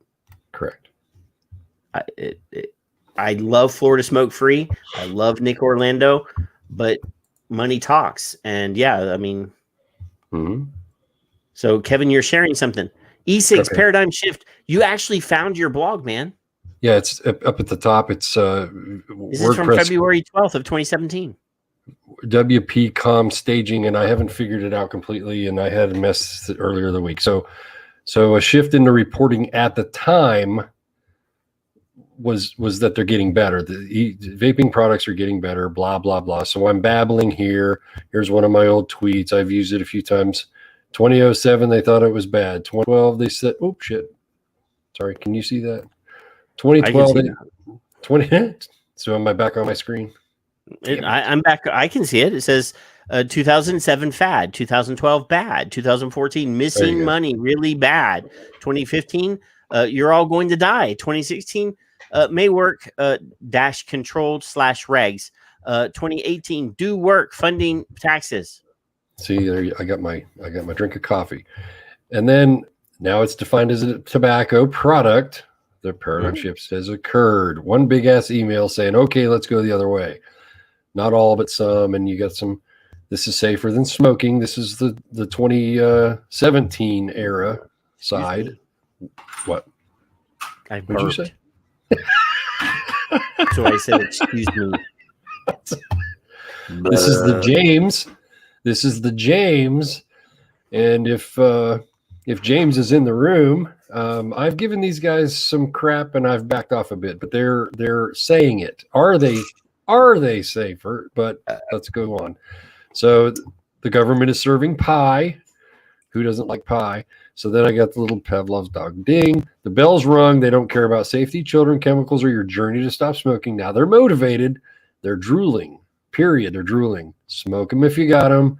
This was my actual literal prediction. When it's over, I predict each camp will claim plausible deniability to the fact that it takes someone from smoking, keeps them from smoking, and keeps all involved from revenue, unless it's deemed and taxed like a tobacco product.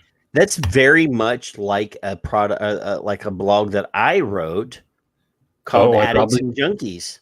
I probably plagiarized your happy ass. I don't know. Who knows?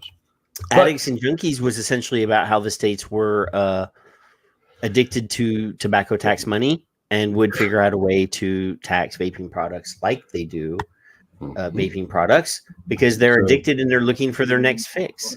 So in your opinion, you predicted it at that time. It's the same generalization that I just made. Taxed like a product, and they're going to make money, and that's how they're going to do it. Now, I didn't say it's the MSA 2. That's not what I did, 2.0. No. But we're officially. Yeah, it's official today, but there's been more than I and you saying it, though. It's been said. We're going to officially record it as of now. Yes.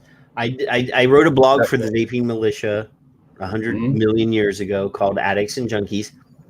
And I even had, I did on the bottom of I put all of my sources when I was talking about where I got the numbers from the tax monies and so forth and so on. You do realize the first thing, the first time the government ever went into the black in American history, and I'm talking about as an accounting term, going into the black means that they're finally profitable. They're finally at least breaking even, was the year that they instituted the tobacco tax. Cigarettes, yeah. No. In like tobacco. In like 1820 something was the and first they've never time. stopped. No. There was the first tax levied by the founders. Yeah. Was a tobacco tax. The second one was whiskey, and that actually started what they call the Whiskey Rebellion because a bunch of drunken dudes were like, "We're not paying taxes on that. You don't want to pay taxes on your tea. We're not paying taxes on our whiskey." Kiss my ass. And they started They started a fucking bloody war over whiskey. They ultimately lost, and the government did change the amount of money that they were taxing. But so yeah, they still got some money. I'm gonna go to, because you and I've had this discussion, and I can't remember who was right or wrong because it doesn't matter to me. But let me get my Chrome tab up here. Cigarette tax in the United States, and then you tell me when you're up here. So cigarette tax in the where to go? So, are you really on Wikipedia? Yeah, I'm doing it on Wikipedia because it's the quickest one. It's the quickest one I can find, you goofball. All right, so although cigarettes were not popular in the 19th century, such things as snuff, 1794. 1794. Here, then 1862. On 1862, Congress said, "Yeah, we need money. We need money as a result of the Union's increasing debt during the Civil War." So 1794 is the best I can find, and that's a quick search. I need to correct Mallory real quick. I don't want to, but I need to. So she says that states are taking out loans on MSA money. The states took out the loans on their MSA money the day after they got the fucking settlement, which was in They said, 1997. Yeah. Sorry, 1997. 98. So, yeah, they took out those bonds. Almost every state took out bonds on their MSA, their future MSA payments, the day after they got the settlement. And their bonds went to junk 10 years ago. Bonds have already come due, and they've refied their debt. Redefined and refied. Yes. So they were junk bonds. The panic and all this stuff happened, right after I started vaping. Yeah, I mean they were already they were already coming due. They were already coming due, man. They were holding up their drink sign, going, "Oh shit!" The World Banks and the Chinese banks will still loan them money on their master settlement money, but the World Bank has already said, "No, we're not renewing those. We're not going to refi that. No." But the Chinese banks will still give them money because they want to own. What do you do? What do you do? Paul says he's interested in who PMI just acquired. Well, they've been secretly acquiring vape companies for a while now. Yep. I'm not going to name names, but I do know that they've been buying up chunks of the vaping industry. And then obviously there's massive NDAs that have been signed. So, of course, yeah, they ain't buying me though, motherfuckers. No, there better be 10, 12 zeros after the one on any check they or they're not going to buy you. I mean, I'll agree that everyone has a price. Yes, they did. Yes, PMI did buy a pharma company this week too. Really? Yes, they did. Okay, we're not going to go down the hole, but if you guys, I'm not going to go down that hole. But yeah, if you'd like to go down a hole, friend Paul on Facebook and say pharma, tobacco, government. And he's going to give you a hole you'll never come out of. Corporations, chemicals, tobacco, government. Just let him roll, because holy Christ. Here, Kevin, I will. Kevin, I will actually throw the news release up. This is the press release. We're not going to go down this hole, but yes, if you want to find out who Furton Pharma is, you can do this like this. You can do a copy and then go to a new window and do paste, and then you can find out everything that Furton makes. Here's a silly question. You know what, Kevin? What? Let's just go ahead and click on it. Do it. Yeah, we're just gonna do this. Just as an aside to the hole that we're going down, guess where all the pharma companies get their nicotine to make their nicotine patches from? Philip Morris. I'm going to accept some cookies, man. Oh, holy shit! You accepted cookies? I did. I want some cookies. Oh, so they make nutraceuticals. So they make nutritional products. All right. They lozenges? Have gums and lozenges and pouch pack. Oh fuck! Now here we go. This is their delivery systems, right? Oh, look at this. So we have a company, a tobacco company, who owns a pharmaceutical company. They already had a pharmaceutical branch even before this, but they bought this company specifically for this delivery systems. Wow. So but you can't trust the tobacco company product.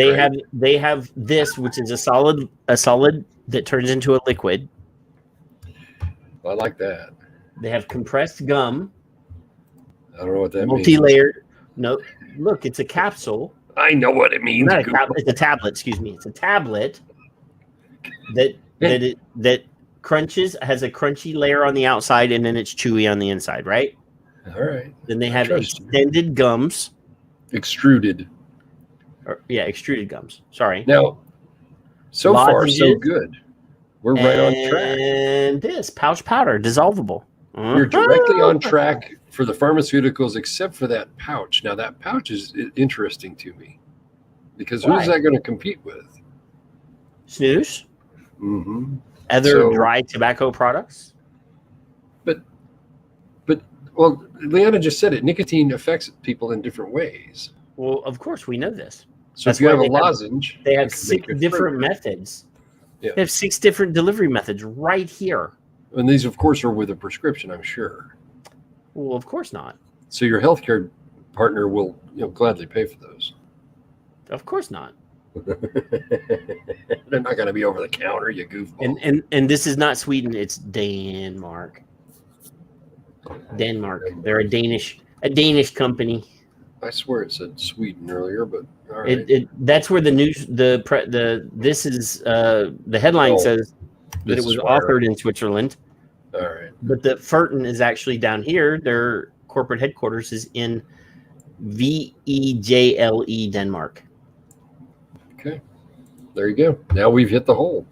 So does anybody believe that Philip Morris purchased a nutraceutical company that has revolutionary delivery methods? That's literally what their specialty is revolutionizing delivery systems for pharmaceuticals. Yeah.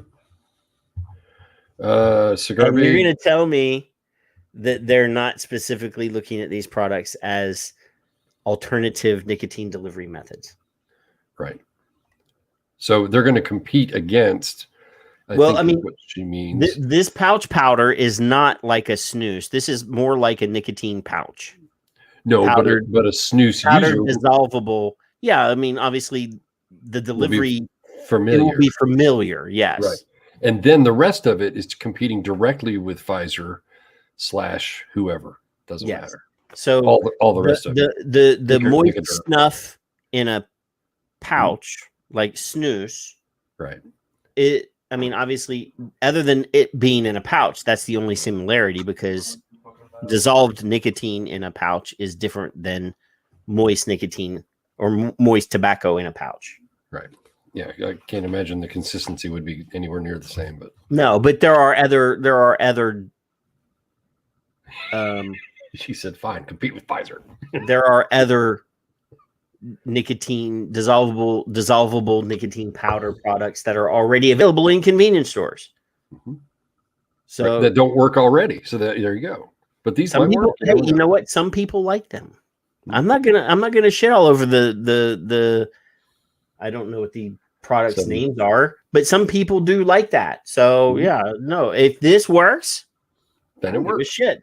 If it helps people not smoke, I don't care who owns the company. I personally won't give them any of my money, but other people might. This is fodder for the NGOs to say, well, now it's another tobacco product. You can't trust those people. If Fertin sells it as a Fertin product, then unbeknownst, of course, to them, are people that go into a store going to open or look at a product that says Fertin on the label and go, is this Marlboro? Is this Philip Morris? No, they're going to say, oh, well, I like this. I'm going to put it in my mouth. No, but the twist will come. That's all. You know that. That's okay. Tobacco-free Kid still has red and white, just like Marlboro. If pharmaceutical owned NRT works for 6% of the people, then it should be on the market, right? Yep. Oh, I absolutely believe it. If snus works for another 10% of the industry, 5, 10, 20, yep, then it should be on the market. I agree. Books. If vaping is 60% successful, then it should be on the market. I'm just throwing that number. I just made that number up. Don't freak I was just going to say, let's pretend it's 5. I don't care. Let's pretend it's 5%, just like everything. 6, 7, whatever. Doesn't matter. Anything that Cigar Babe just said exactly what you're going to say. Has value. Right there. And I don't care There. If Philip Morris makes a product that helps people quit smoking, I Nope. will not. I don't even criticize Juul. I don't have And any I fucks hate for them. that. I have no fucks to give But for who they've it is. helped millions of people quit smoking. I did at the beginning in 2013 and 14. I thought, why would you trust any tobacco company to make any product to help you? And then about 2015 or so, or 16, probably someone, Cigar Babe herself maybe, or someone like her on Twitter said, it's not the tobacco companies that we're worried about. Why be angry with them? It doesn't matter who makes it if it works. So Cigar Babe, I'm really honestly not sure if that was you specifically, but you were probably one of those who pointed me towards someone that did say it, because I was like, I don't like the tobacco companies. Well, look, remember like a year and a half. Well, remember right after the COVID started and everybody was screaming for ventilators, and Philip Morris, was it Philip Morris? I believe it was Philip Morris. British American Tobacco. Okay. So if BAT manufactured respirators, and there was a EU, it wasn't, it was like some German or Czechoslovakia. It was somebody in the EU that was a public health person would go, how dare they make respirators to save people's lives? If they can't have that, we will not accept delivery on any respirators that are manufactured by British American Tobacco. Paid for by. And I tweeted at her. I said, "What do you think that they're actually putting cigarettes inside the machines? And do you think they're going to figure out a way to turn that into more people smoking? I mean." I don't know. I don't understand. I don't get it. But hey, there was a new study released this week that says that people that vape are more susceptible and will spread the COVID. Yeah. Didn't I say this last week? So there's a reason. There's a reason. Look, Kevin, this is brand new. This is like brand new. This was published today. Come on. I'm sharing the screen. Our listeners, wait. Our listeners deserve to hear this. If you don't believe that they're fucking spying on you, look at this fucking advertisement right here. I have two of these shirts. I'm Look, the grandfather. I'm not wearing one today, but look at that. Look. So, COVID-19, could vaping make the virus more infectious? When you ask a question in a title, it kind of pisses me the fuck off. So the study also found that male mice in particular experienced significantly increased harmful effects when nicotine was added to the vapor. You know what that is? Does that mean girl mice are safe? You know what that is? That's my tail tapping the desk. Go ahead. I thought you might be doing something else to the desk. Oh, shut up.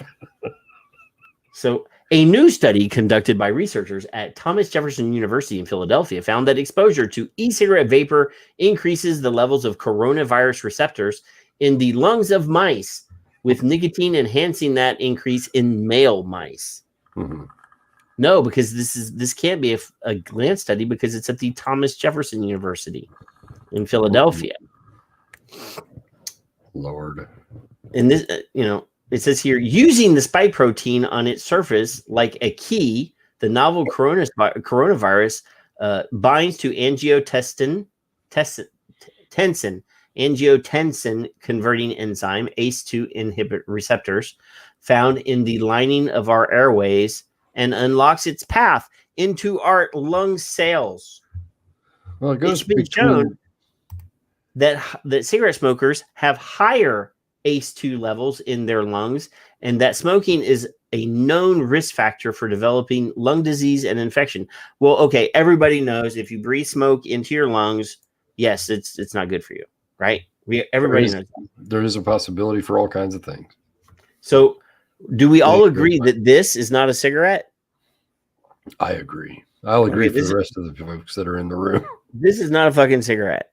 And this is not a combust. If I light this on fire, it's not going to really light because there's nothing that's flammable on the surface. I asked somebody how I would light it because they said e-cigarette smoking this week or last week. Go ahead. So it says, we wanted to see if a similar effect is seen with e-cigarettes or vaping and whether any effects observed are different between male and female. In a box. Mice in a... So I don't know if I can find the photograph of how they actually... Oh, my God. How they actually force these rodents to breathe in vapor, but I'm sure I'll find the picture.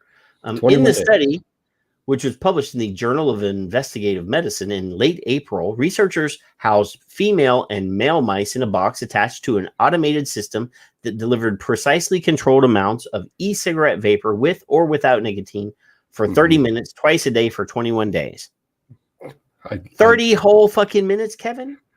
For 21 days, twice a day. So if that would be like me hotboxing this room, like full of vapor, and it constantly being there for 30 minutes. Like 50 Patricks in the same freaking room. God help us all. Yeah. Compared to a control group of mice that breathe normal air, mice exposed to e-cigarette vapor had inflammation in their lung tissue and reduced lung function, seemingly confirming the potential dangers of vaping in humans. Seemingly. Are you... who's the... Is that one of those words? Is that one of those modal verbs that you're always talking about? I will... Seemingly? Is that close to maybe? I'm going to vote yes. I'm going to vote yes. Harmful effects were observed whether or not nicotine was added to the vapor, pointing to the inherently harmful nature of the chemicals found in e-cigarette vapor. So, hey, Kevin... What? So if so a mice is like this big, right? Or well, even a rat. That'd be a rat. So if a mouse is this big, come on. Okay, if a mouse is this big, and I put it in a box, and I filled it with human-sized lungfuls of vapor. They got little tiny of human-sized lungfuls of unregulated devices. And vapor from those said devices, then yeah. Right. So they filled the box because there's no photograph, so they probably didn't even take pictures. They didn't even document their test, probably. No, they lit one end of the freaking device. You know what they probably did? They probably got the what's it called? The Legal Vape 2000. And I'm referring to a fill video. I know what you're talking about. Fucking thing is this big. They put a Legal Vape 2000 in a shoebox. Yeah. And put a couple mice in there and had the Legal Vape 2000. Here's some cheese, you little cocksuckers. There you go. Get in there and dance. You know what? This could be like the Stance and Gland study that found the people that had a heart attack before they vaped. Right. So these mice probably had bad lungs. They probably, when they were at the rat store, the rodent store, they probably said, "Hey, do you got any rats with lung cancer, or do you got any mice with lung cancer? Can we get those?" The grim ratter is at the door, right? Hey, let's put these dead rats in the box, and then put vaping in the box, and then look. You know, my grandson could do better than this, and he's 2.5. Seemingly. I don't know. I'm hoping he doesn't take after you. Is all I'm saying. Who in the hell would the word seemingly? That doesn't even make sense. Either it apparently does in humans or it does not. So everybody tuck in your tails before you see your loved ones. Make sure their whiskers are trimmed or clean back and bleached. And then we could move on with our lives. Okay. So that actual study was written about multiple times. The Grim Ratter. Yeah. The Grim Ratter. Of course. You need to trademark that. So that was Cigar Babes. Or was that did I say that? The Grim Ratter? Yes, you said that. You have to keep that. Jesus, you got me in a twizzy. Come on. You don't even remember what you said. Animals. Now to counter that. Well, let's do that. In addition to the fact that there were multiple times that this piece was shared, or other news outlets were republishing it. A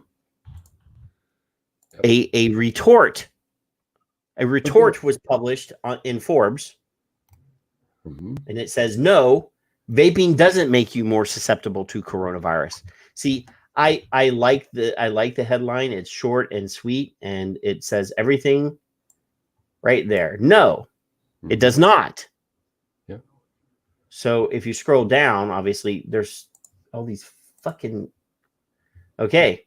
So it says here, if you saw the headline, vaping increases susceptibility to coronavirus in mice, then your first thought might be, why would a mouse vape? Exactamundo. But after you read the scientific study behind the press release, it turns out the new research is serious and its results are pretty interesting.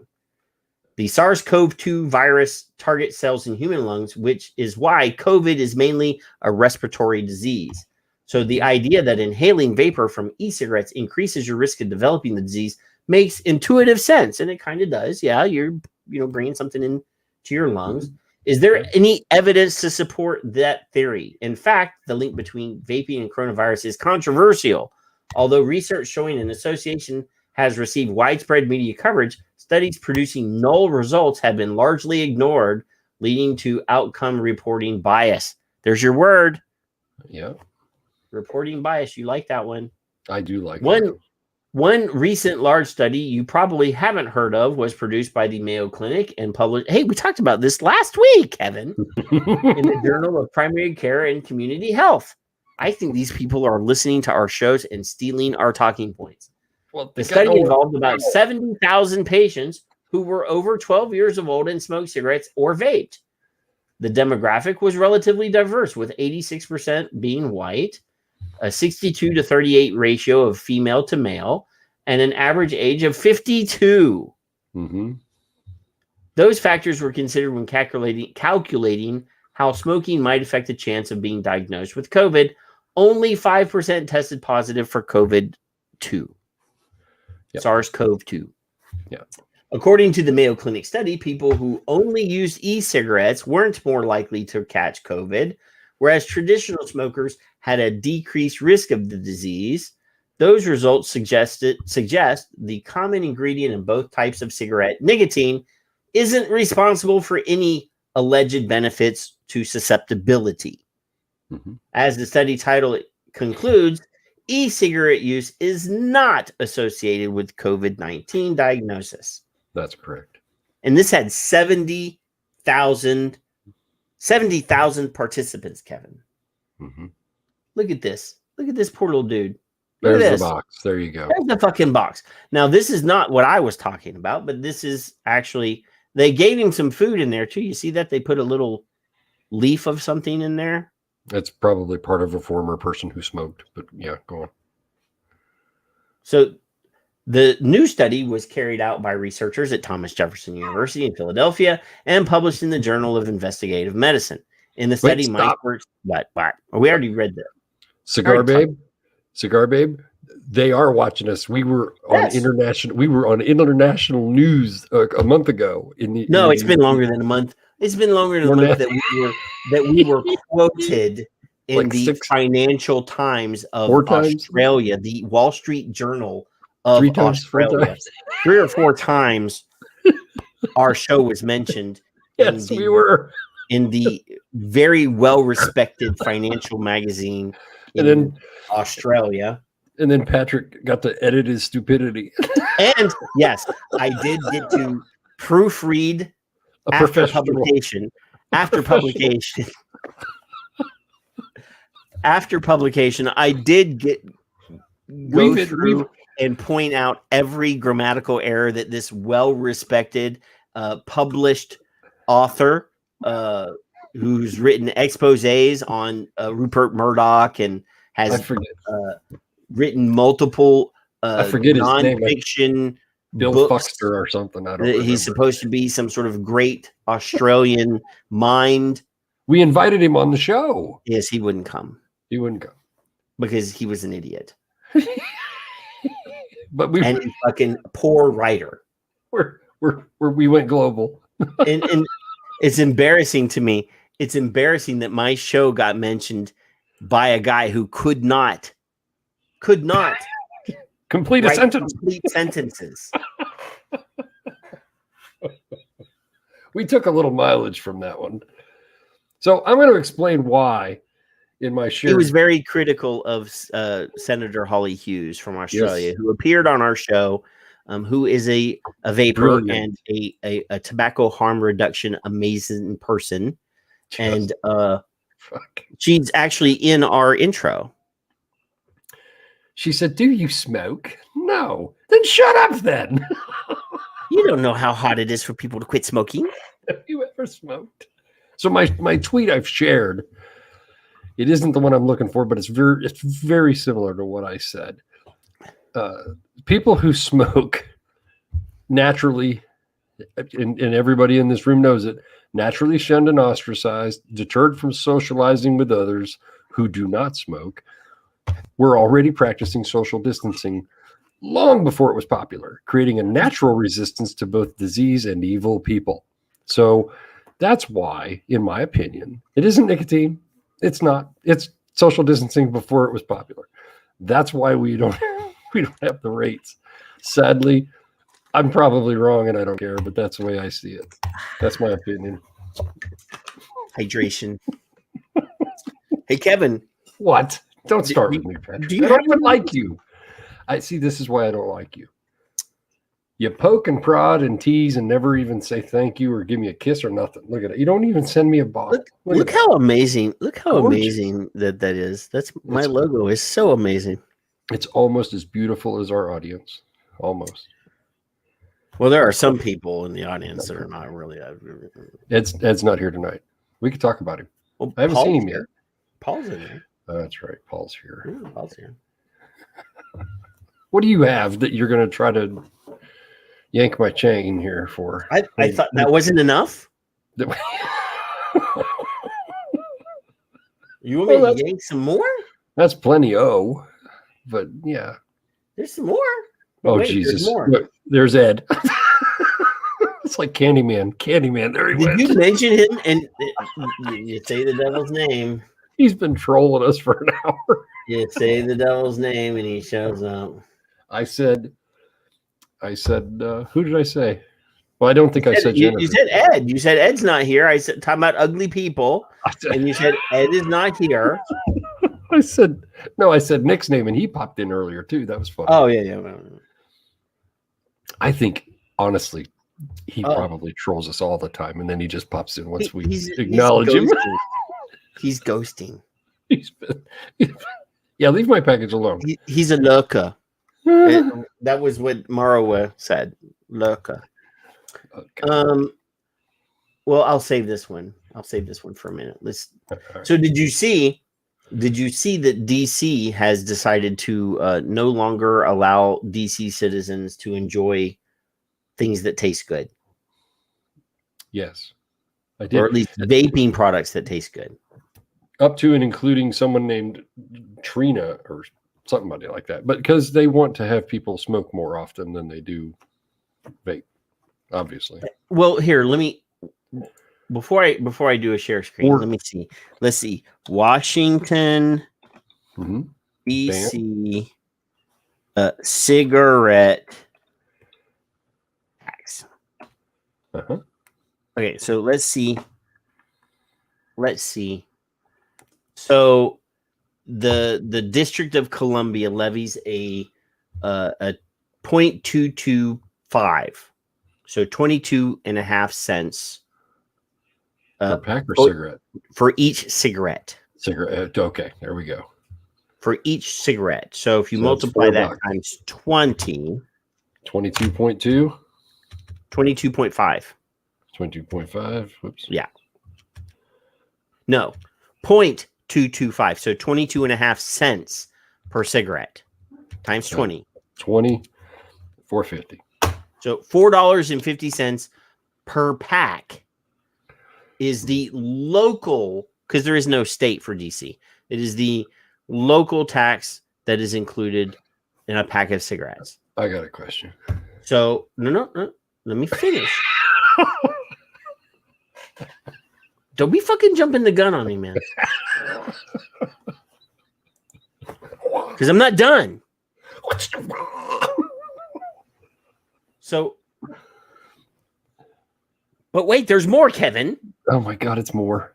Because that's not it. That's not the total. 450 plus? Oh, it's plus. So 450 per pack. Yeah. That's plus a surtax of 44 cents per pack. Yeah. So that's $4.94 per pack. All right. Good enough. $4.94. So that's $4. That's almost $5 a pack of taxes, right? It's $5. Yeah. Yeah. So okay. So now let's do I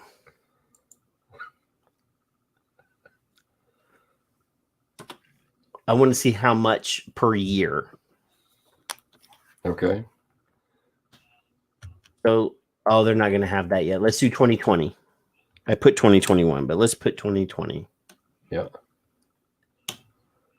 And see what they tell us that they collected in 2020. La la la la la. Oh, I forgot the word revenue. Revenue. All right. What did they collect? What could they have collected? A couple grand. I mean, nobody smokes anymore. Well, right? I'm pulling up a chart here. Where is DC? Ah. Oh, you've had an epiphany, for goodness sake. No, it's too fucking. I gotta. It's columned. It's columned. Where's the? Yeah. Where's the scrolly thing? We're waiting, Patrick. We don't have all the scrolly night. thing. I can't help that.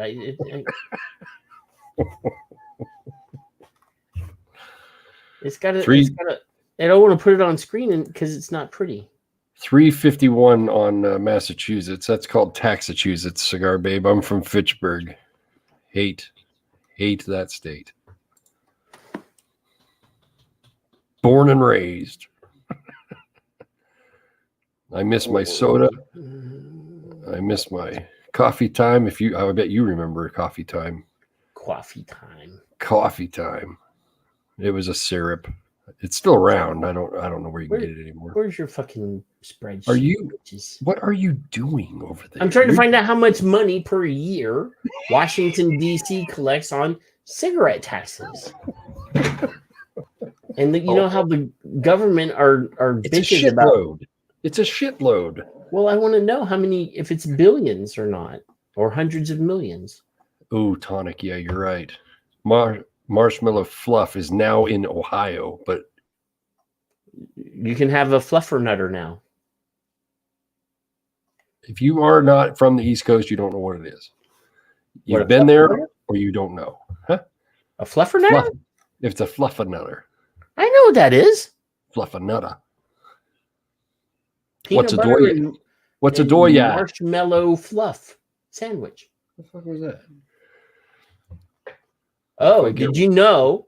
No, did you know that DC is the 5th adult smoking state? They have the 5th highest adult smoking. Right. And it's not even a state, dude. I was going to say it's a territory, yeah? It's a district.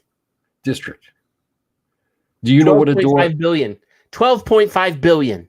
I found doyad. What's a doyad? I don't know. What's a dooryard? I'm not going to. Is that a yard of doors? So they make shitloads of money on tax in DC. On cigarettes. It's not even a state. So 12.5 billion. I don't even know what the population of the District of Columbia is, but it can't be that big compared to other cities. So what you're saying is that the government is is down the road a piece is another one. So what you're telling me is the District of Columbia has less than 700,000 permanent residents. All right. So let's say half of them smoke. That's 3. And they're getting, what did I say? How many? 12.5 billion? 14.5 billion? Hmm. That's pretty good. Money's money. $20 is $20, Patrick. You know, we've discussed that before. That's pretty good. It's just down the road a piece from a couple million, right? I knew it was billions. That's why I had to make sure, because I knew it was That's very just small. DC. Billions is DC Yes, 14.5 billion in the district per year. in a year. In a year. Tax. You fucking kidding me? No, but you got to realize the number of people that work in DC that don't live in DC. Well, I was thinking tourism. And buy cigarettes in DC. And obviously, yes. Tourism is that fucking big that they got with a B billion? Buh. So they want less smoking. Is that what you're trying to say to myself and the audience, that they want more smoking because they want less not smoking? They want the population shift. They want less vaping, so they're going to get rid of the flavors. Less harmful. People continue to smoke. Packy store. There's another one, Cigar Babe. And they keep their $14.5 billion a year. That's not a decade number. That's a year. No. Let me open the account and double verify. Then I'll verify it again. It's not that I don't trust you. It's just I don't believe the number. You're just fucking annoying, is what you are. And New Hampshire run, Pecky's a New Hampshire run. Jesus Christ! When I lived in Fitchburg, I'm assuming you know, Leominster. You're in Leominster. If you're in there, you're going to run up to New Hampshire to get your booze and your smokes and your I have a friend that does that New Hampshire run. Who wants what? You know, she does it about once every 2-3 weeks. On Facebook, colorful and happy and friendly. Billion is what it says. So they want to ban less smoking. I wonder why. A couple billion reasons. Is money. Huh. Money. Huh. Rotaries. There's another one. All right, I'm gonna silence you, Massachusetts assets, in a minute. They do make a living doing that. Yes, it's a good living, man. It's a good living. Good living, killing other people. Yes. And as a person that used to dig up dead bodies that were put in the ground by cartels, it's a good living. I mean, the people that pull the triggers, the button men or the trigger men, they make good money. Yeah. Let's see. Uzbekistan. Did you see this on your vaping post on your friend's website? No. So Uzbekistan had a commit to quit campaign. This is actually published on June 30th. On May 28th, let me go ahead and share this so that I can add it. There you go. Uzbekistan's Commit to Quit campaign for World No Tobacco Day 2021. On May 28th, which this is odd that this is published on June 30th and they're talking about May 28th. The Ministry of Health in Uzbekistan, Office of the UN Resident Coordinator in Uzbekistan, and the Uzbekistan Medical Students Association launched the World Health Organization's Commit to Quit online campaign nationwide. So they were about a month late. Yeah. As part of the World No Tobacco Day campaign, Commit to Quit, the WHO country office in Uzbekistan, together with the WHO Europe, WHO headquarters, United Nations partners, and the Ministry of Health and other governmental, non-governmental entities, will be carrying out several activities aimed at decreasing local smoking rates over the next 12 months. Mm-hmm. Moreover, Deputy Health Minister or Minister of Health of Uzbekistan, Dr. Elmira Basit, I'm going to try to say this. You think I can say this? Basit Kanova. I said it. Also reminded the public about the country's existing 100-day campaign. The latter promotes 100 reasons to quit smoking through different actions, all designed to offer access to tools and resources that facilitate smoking cessation. Absolutely. 100 fucking reasons. Really. Some Chapman's over there tapping away. Yes. Uzbekistan is a real country. I've been there. It's south of Russia. Before you get to, if you get to Afghanistan, you've gone too far. Turn around. Turn around. Okay. The WHO's attacks on tobacco harm reduction. Meanwhile, contradicting all scientific evidence indicating the benefits of switching from smoking to vaping, the WHO keeps using World No Tobacco Day to push its anti-vaping agenda, in total contrast with other health entities such as Public Health England. In 2020, the WHO inaccurately claimed that ends and smokeless alternatives do not help smokers quit smoking, are more harmful than combustible. That one drives me up the wall, Kevin. Yep. The WHO, that's why we're here, claims that vaping is more harmful than smoking. Mm-hmm. And that nicotine is equivalent to heroin in terms of addictiveness. So, Kevin, we know it's all bullshit. What? Let's go ahead and refute that claim. If I had as much heroin as I do in this room, on that shelf, on my desk, all over my room, there's a cabinet over there.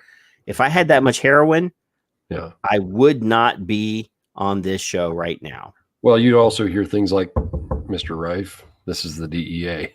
No, because if I had that much heroin, I'd be on the floor. Well, yeah, quite possibly. Literally, I would be like, guys, I got to go shoot up. I'll be back in a minute. Yeah. Where did I put where are my fixins? So who, from this point on, in my opinion, who should just be defund Bloomberg or undo Bloomberg, brainwashing, or whatever it is you like? So you need to talk to your friends. Which friends? That run this vaping post thing. I'm not sure who they are. I wrote for them. I think I wrote twice for them. I dislike this advertisement. Yeah. I think I wrote for them twice. Hey, there's Vaporesso. Somebody brought up Vaporesso earlier. Well, there you go. I can't remember if it was them or not, but I'm just thinking I don't like this either, Kevin. Yeah. Well, I can see that this is derivative branding of American Spirit. Yes. Yeah. It is. It's ripoff. I don't like it. Yeah. Unless it's the same company. Right. Yes, I saw the Rick and Morty stupidity. Yes, we discussed that last week. Fuck. Oh my God. So I no longer like Rick and Morty. I used to like Rick and Morty. So you're not convinced that nicotine and heroin are equal? No. Jesus, relax, calm down. Now so then you're not convinced that vaping is more harmful than smoking? Come on. Answer the fucking question. You're under oath. What? Are you going to fold under questioning? What is wrong with you? I don't remember. What was the question that you just asked? Do you agree that vaping is more harmful? Stop showing off your bottle. You agree that vaping is more harmful than smoking? No. Okay, so you're just a chucklehead and I'm just a chucklehead. How come we know better and they don't? Because they blocked us? We're very smart chuckleheads. We're smarter than rocket scientists. Well, I already knew that. But... Well, okay, no, because NASA's in Texas. Well, we're smarter than one particular rocket scientist. Egos are also bigger in Texas, I've heard. No, did you just see me downplay? I know my previous comment. Did you just see me agree? I know that I am not as smart as other rocket scientists. Hence the arrogant comment that I made. But there is one particular rocket scientist that I am way smarter than. Yeah, but he's in California. You don't count. Well, that's true. Nothing in California is important. Professor Puff and Stuff can't figure out that even non-nicotine e-cigarettes are a gateway to smoking. That's his opinion. So come on. In my opinion, come on. You have a hypothesis. If you're a smart person, the guy with the boob fetish, and you, yeah, and well, not only does he have a boob fetish, but he does constantly talk about young men's erections, penises. I don't understand that. Engorged penis. I don't understand any of this shit. What the fuck does that have to do with nicotine or vaping? Kevin, if you and I were being interviewed on a media outlet or for a film documentary, and we brought up, the answer is no. Teenager boys' penises as much as that guy does. Yeah, no. We would be on a watch list somewhere. They would literally be, surveilling us. Professor Puff, stuff it. I don't think he literally be monitoring all of our online activity. I don't understand how someone can have so much freaking power that he's that arrogant to also do what he did and then settle out of court. Now, we've brought this up over the last 2 shows, Kevin. All right. But since there's a new news piece on it, I figure I should at least guide people to go and read it. All right. Because it does regurgitate all of our content. Are you saying we're ahead of the game? Is that what you're saying? It is amazing. Word. It is amazing the amount of aheadness we have. Foresight. We're easy to get along with, honestly, and then easy to have predictions come true. See, literally, we talked about. Who is that? We've talked multiple times about race and flavors in menthol and stuff like that, right? We've talked about that. Stigma, yes. Stigma. What is this from? Who is it from? This is actually from the crimereport.org. It is not. All right. Nothing to do with anything. Good Christ. Look at that. You read, I'm going to get coffee. So the piece, I don't know. Cigar Babe says there's no sound. Do you guys hear my voice? She's on Twitter, though. Here.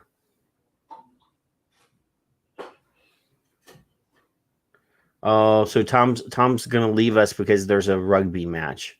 So anyway, this news. Oh, now she says that everybody's reporting that they hear me except Cigar Babe.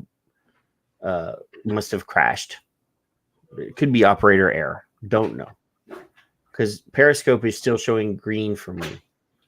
Anyway, it says vaping, police, and race, and then there's a picture of no smoking, no vaping. Obviously, because they want everybody to think that smoking and vaping are the same thing, right? So last month, police in Ocean City, Maryland, tased, hogtied, and carried away a black teenager for allegedly violating a vaping ban on the city's boardwalk. And we've already discussed the fact that the ordinance, this is a citation event, not a tase, hogtie, carried off event, right?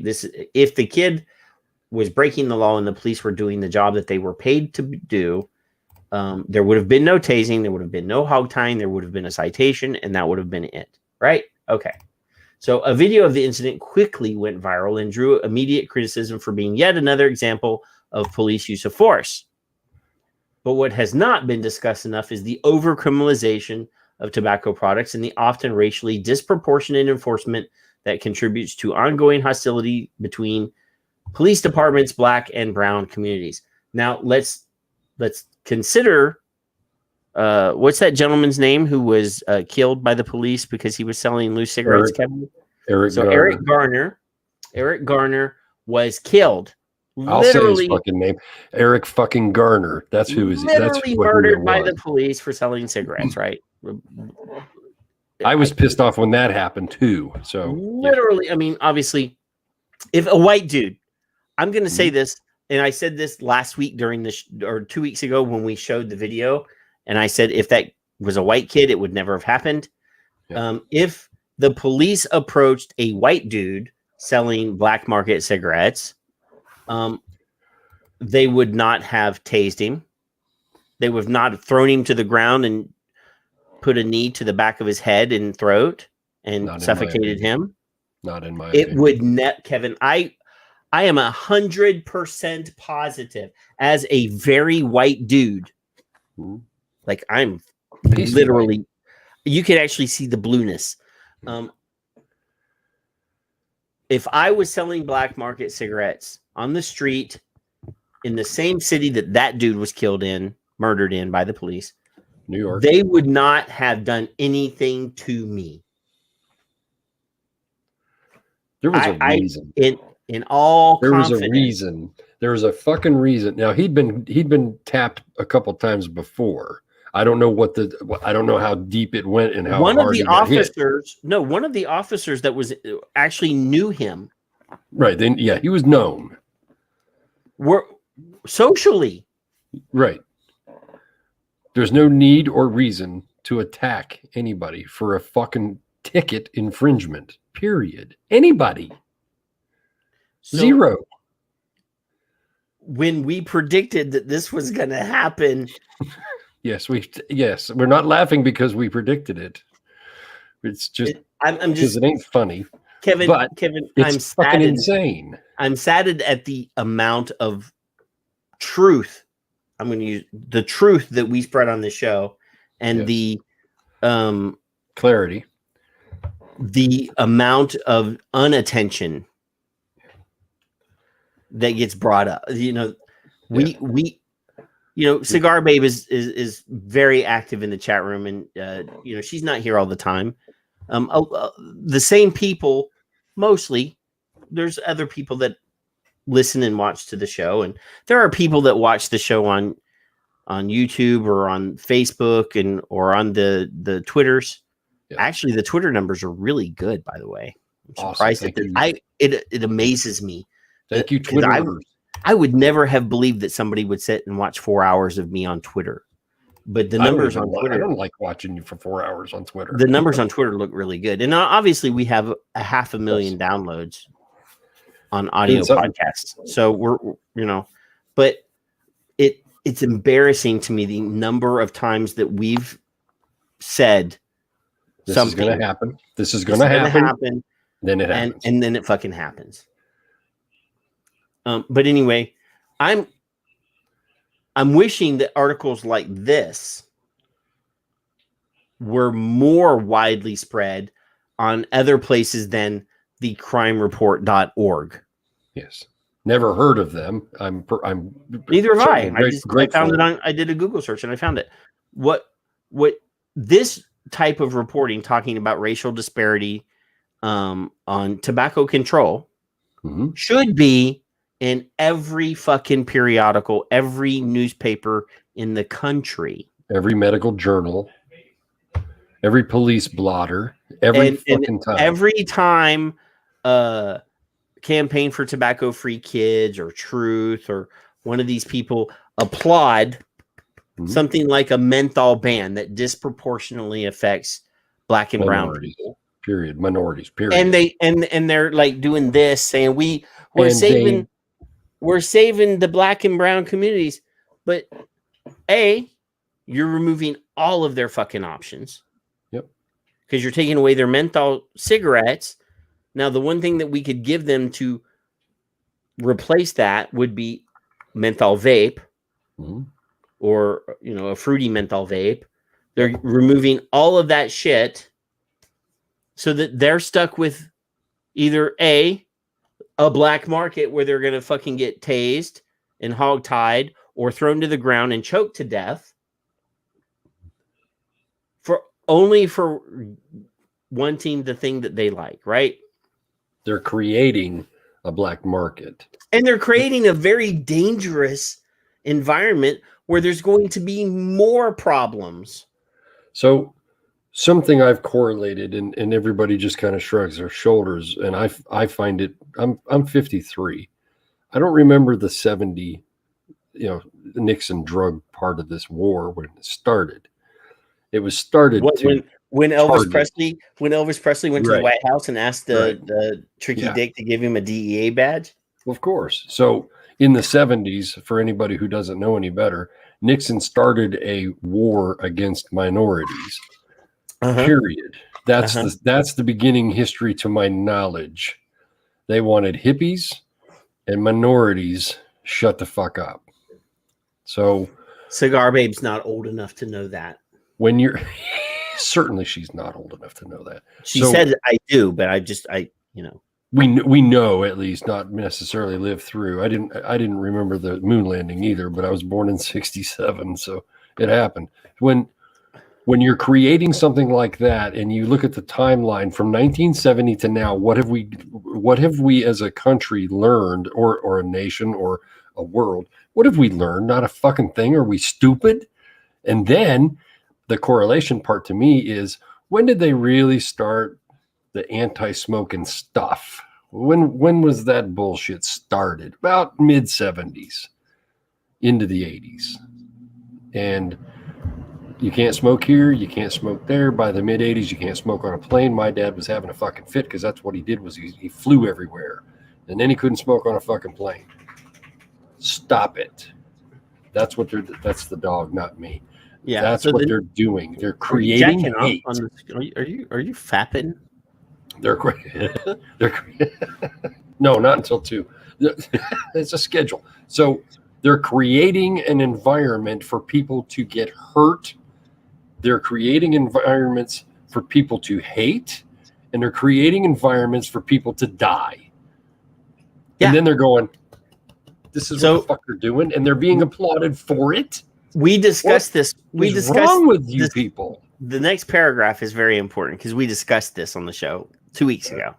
Will they read our mind? So the incident also highlights how even the most well-intended legislative proposals can have very different outcomes when enforced. And it's particularly alarming in Maryland, as lawmakers are currently considering imposing a statewide ban on all flavored tobacco products. So we discussed this. Politicians might have good intentions when they pass a bill, but they never stop to think, is this important enough that dudes with guns will be the guys that enforce this law? Whether they're told to enforce it or not. Politicians need to consider, every time they pass new legislation, who's going to be the ones enforcing it, and who's going to be the bully with the badge? Are they going to enforce it? Because ultimately, if they ask, say, hey, I'm a gun dude, right, Kevin? You're a gun dude. You just showed us your holster. I certainly am. If they were to pass a total gun ban in the United States, now that means that if you have a legal firearm currently, you have to voluntarily go to a place and give it away, and they'll give you a small amount of money in exchange. I just lost mine in a boating accident. Sorry. They have gun buybacks, or they're going to send a dude to your house. I don't know what you're talking about. With a gun. Dude. Cigar Babe's a gun, dude. And he's going to be like, you have to give me your gun now. 9 times out of 10, if you tell a police officer, hey, you're going to have to go in that house, and the guy in that house has 50 guns. They've done this in New Orleans. How do you think that's going to come out? How do you think that that's going to work? How do you think, what do you think the outcome of that is going to be? Because if you tell a dude, hey, you got to go in there and take that dude's guns, and he's got more than you. They beat up an old lady in New Orleans during Katrina. Yeah, this has happened in Katrina. We're not a gun show, by the way, folks. This has happened. It's Kevin, already happened. We are a liberty show. The name of the show is Son of Liberty. So if I go off on a gun tangent for a minute, there's going to be fucking blood on the streets if they try to force every gun owner in this country to voluntarily give up their guns or give it away, give it to us, and we'll write you a small check for your firearms, or we're going to come and get them. There will be a lot of dead people. I have I have of age children who I've properly educated, and they know exactly what to do and how to do what they need to do. So don't. Any law enforcement officer that I know that and even the good ones, if they fear, I mean, they're justified in use of force, right? If they are in fear of their life. If they're in fear of their life, and if they know that I have an arsenal in my house, they should check the Constitution first. When they knock on the door, they're already going to have their hand. They're going to have their gun lock, the loop on their holster, undone. They're going to pull that snap, and they're going to have their hand on their hip when they knock on the fucking door. Yeah. Now, if some dude is knocking on my door and his hand's on a gun, what do you think my response is going to be? Just a moment. Duck. Yeah. Well, the NRA filed bankruptcy this year, so I don't really imagine that they have that much power anymore. The NRA has done more damage to gun rights in this country than anything else has ever done. Sorry, I'm a gun dude, and I'm not a big supporter of the NRA. I was for a while, yeah, I agree. But they've done more damage to the fucking gun rights in this country than any other organization or any other thing in the history of our country. I pretty much, Patrick, if we were neighbors, we probably maybe would get along. I don't know. You're a little bit of a pain in my ass on occasion, but generally, Just my because neighbors I'm right when you're wrong. They can take. That's beside the point. They can do what the fuck they want, and they can do what the fuck they want. And the people across the street, I don't care either. I wave. I'm friendly. I'm nice. We'll stop and talk on occasion, and I don't give a shit what you do in your house. I don't care. That's your house. So if I have like loud orgies all night, don't care. I don't care. As long as I can sleep, I don't care. I don't care what you do in your house. With very loud, like enjoyable sounds coming from my house. Maybe I'd be jealous, but I wouldn't be like mad at you. I don't care. I don't care what you do. People show up in like robes, and as soon as they walk in the door, you see their naked asses before the door closes. Did you see the Happy Stoner video? I don't know. I sent it to you. So it's 20 seconds of funny. It's on your message. Get it up. Man, I gotta. Don't be telling me to get it up. That's just absurd. Oh my god. I'm a little bit of a freak, but come on now. Yeah. So what the non-government, non-profit political front groups want to do is they want to coerce and entertain the politicians, bring in the Karen moms, one by one, line them up, hide behind their children. I found a quote from George Carlin yesterday that politicians, historically, politicians hide behind three things: the flag, the Bible, and children. And I've never heard him say that, and I caught it on a clip, and I was like, wow. We don't know where it's going, Bruni. We have no idea, but the Happy Stoner is something everybody... Well, I'm skipping the Happy Stoner for a minute. All right. I can throw it in the chat. So we're going to change gears here. Yep. So you sent something to me. Yeah, I bet. From Bucky. Bucky. And then Thomas. And then the Cranky Old Broad, yeah. Okay. Whichever order you like. We're going to start with Bucky. Let's go with Bucky. Because we love Bucky. We love Bucky, and Bucky coined us the phrase church boys. That was just the one time. Well, yeah, that's true. So look, I noticed my lovely aunt and Paul and Kevin are over here on the side. I love my mother had quadruple bypass on Wednesday. Yeah. And she is currently in the ICU in Pittsburgh. Okay.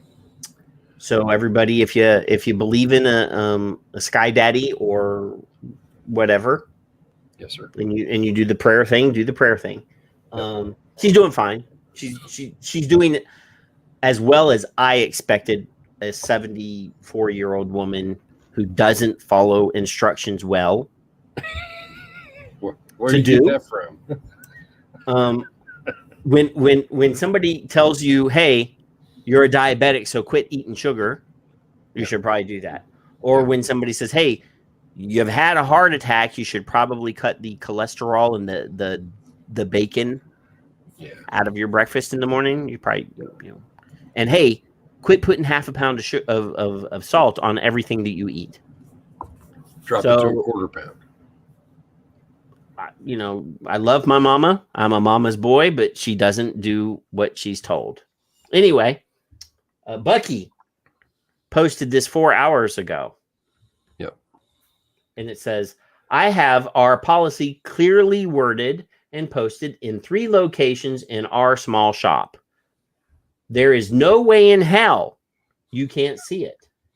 On top of that, I watched the video and heard Willie tell this lady twice that her daughter was allowed in the shop, but would have to stay at the table away from the products.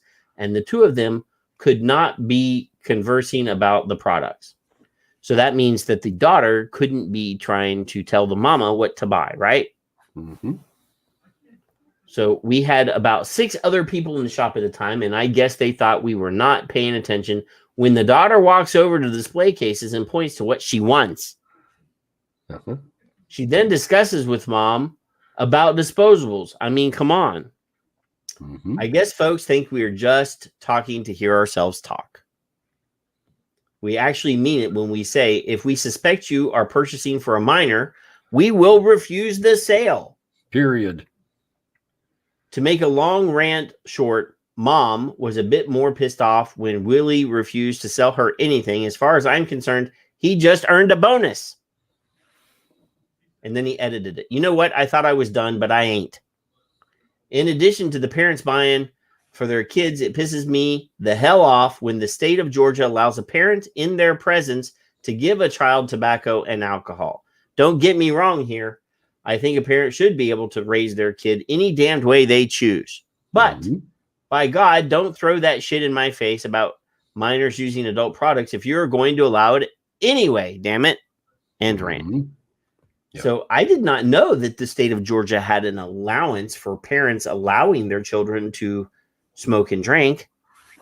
I used to in their presence. My father could take me in the bar. I could be in a bar and he could hand me.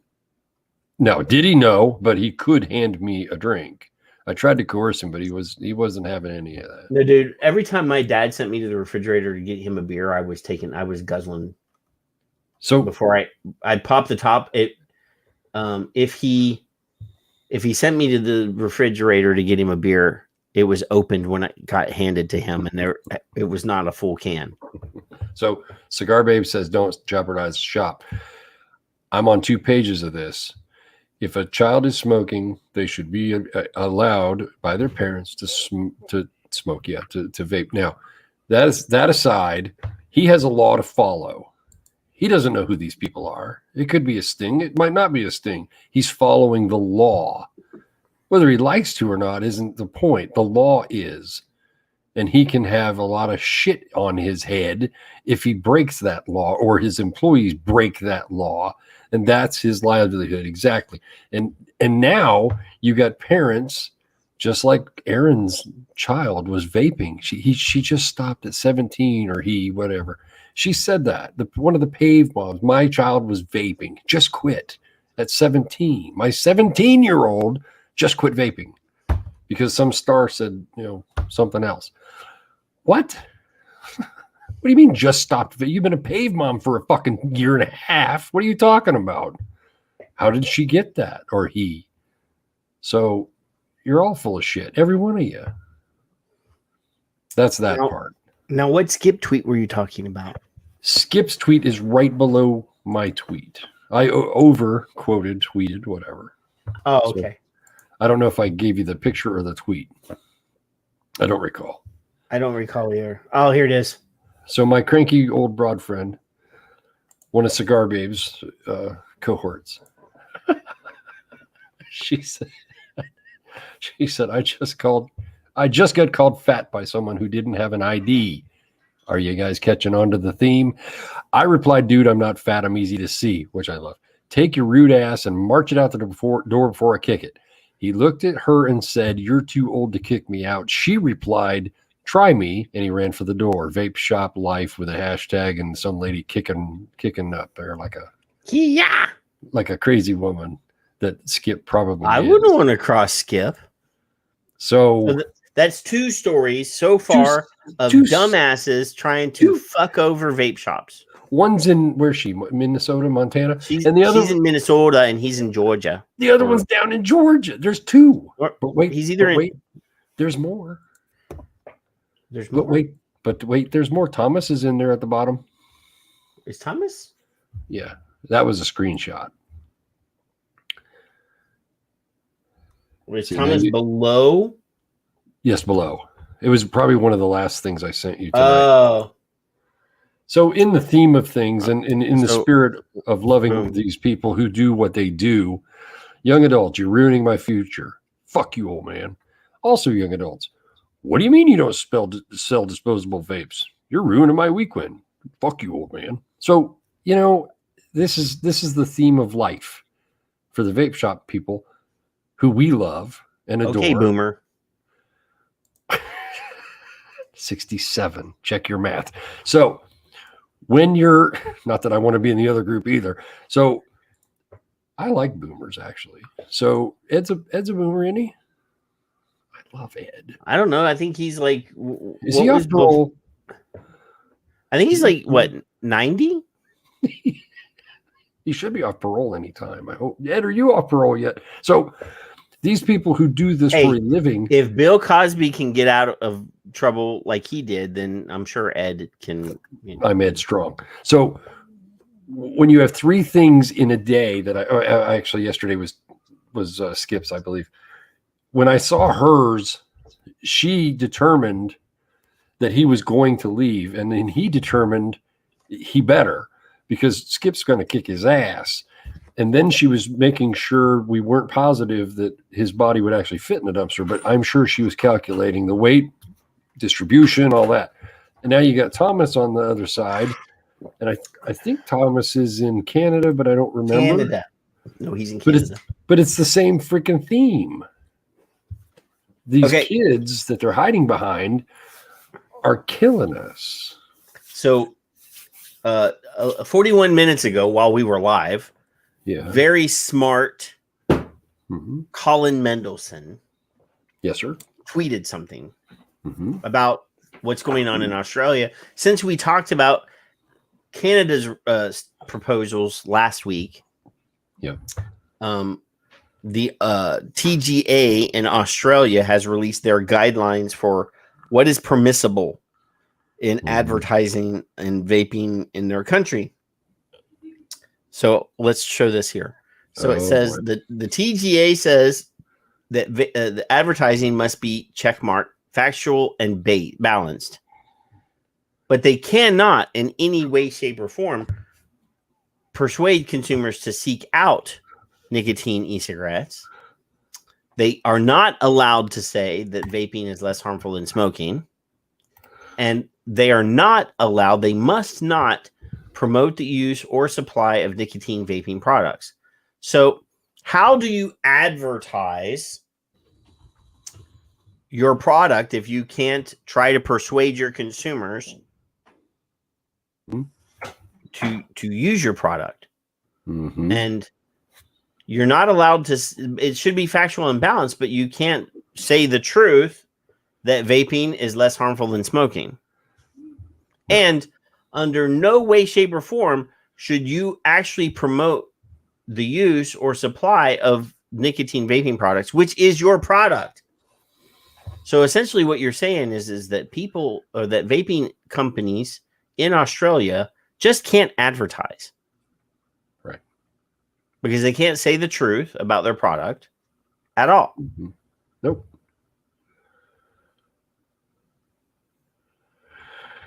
Does anyone, I mean, is anyone, I mean, essentially all they had to say is you can't advertise at all, ever. No one can know that your product even exists. No.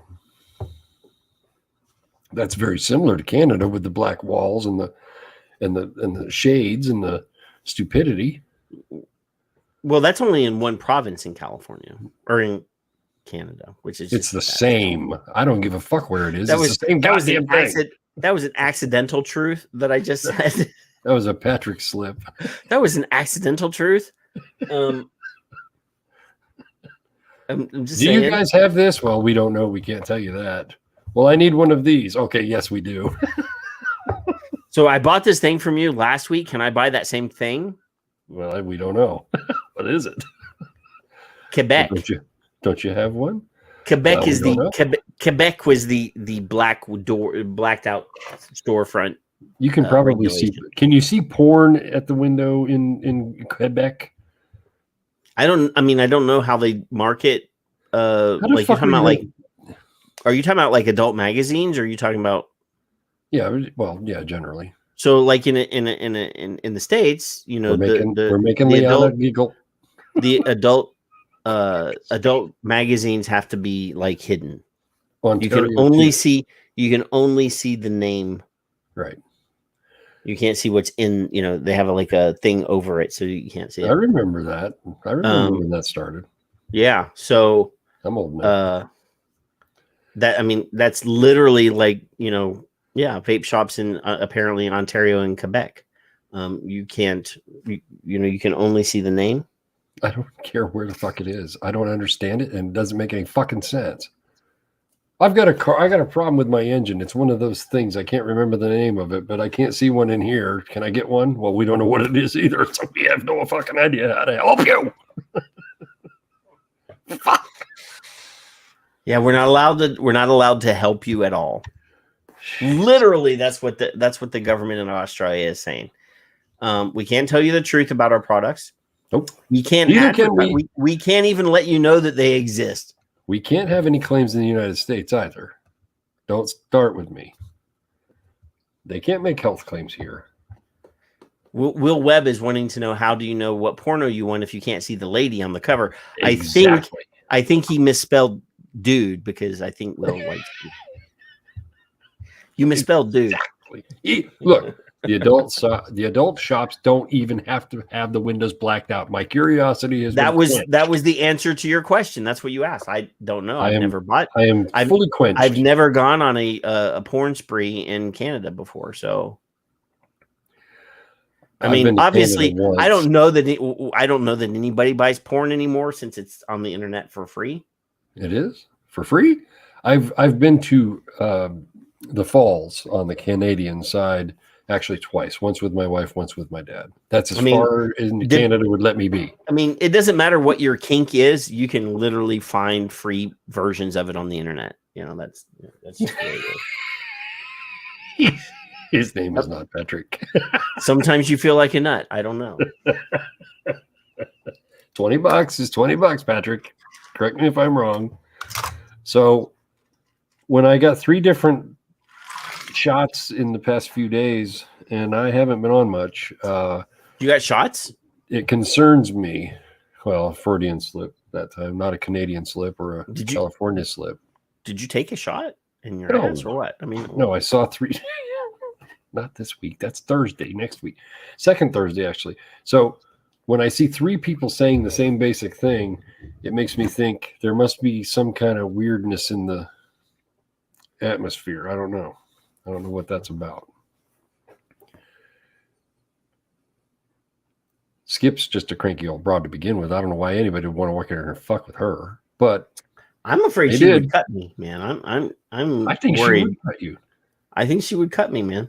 I think she would cut me over, or you over me. I think she'd cut you first.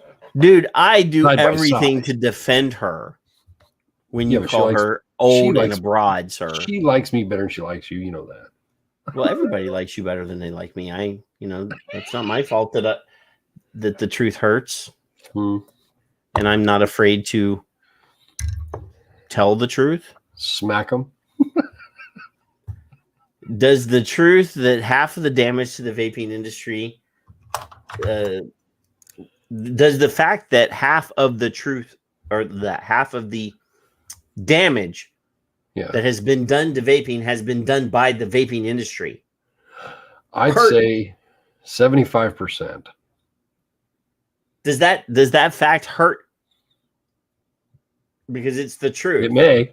Could. It might. I mean, I don't know. There are people that claim to be advocates that have done more damage to this industry than we could possibly ever think of. Than our enemies could ever have done, because they are the ones that have fed the ammunition to our fucking enemies. Mm-hmm.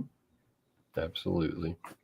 I mean, if there was a day, one of these days, I'm going to go to a vape event and I'm just going to frag the room. I'm going to sucker all of the idiots that have ruined us into one room, line them up in a room, and I'm going to say, "Hey, we're going to have a meeting. Y'all go there, and we'll be there in just a minute."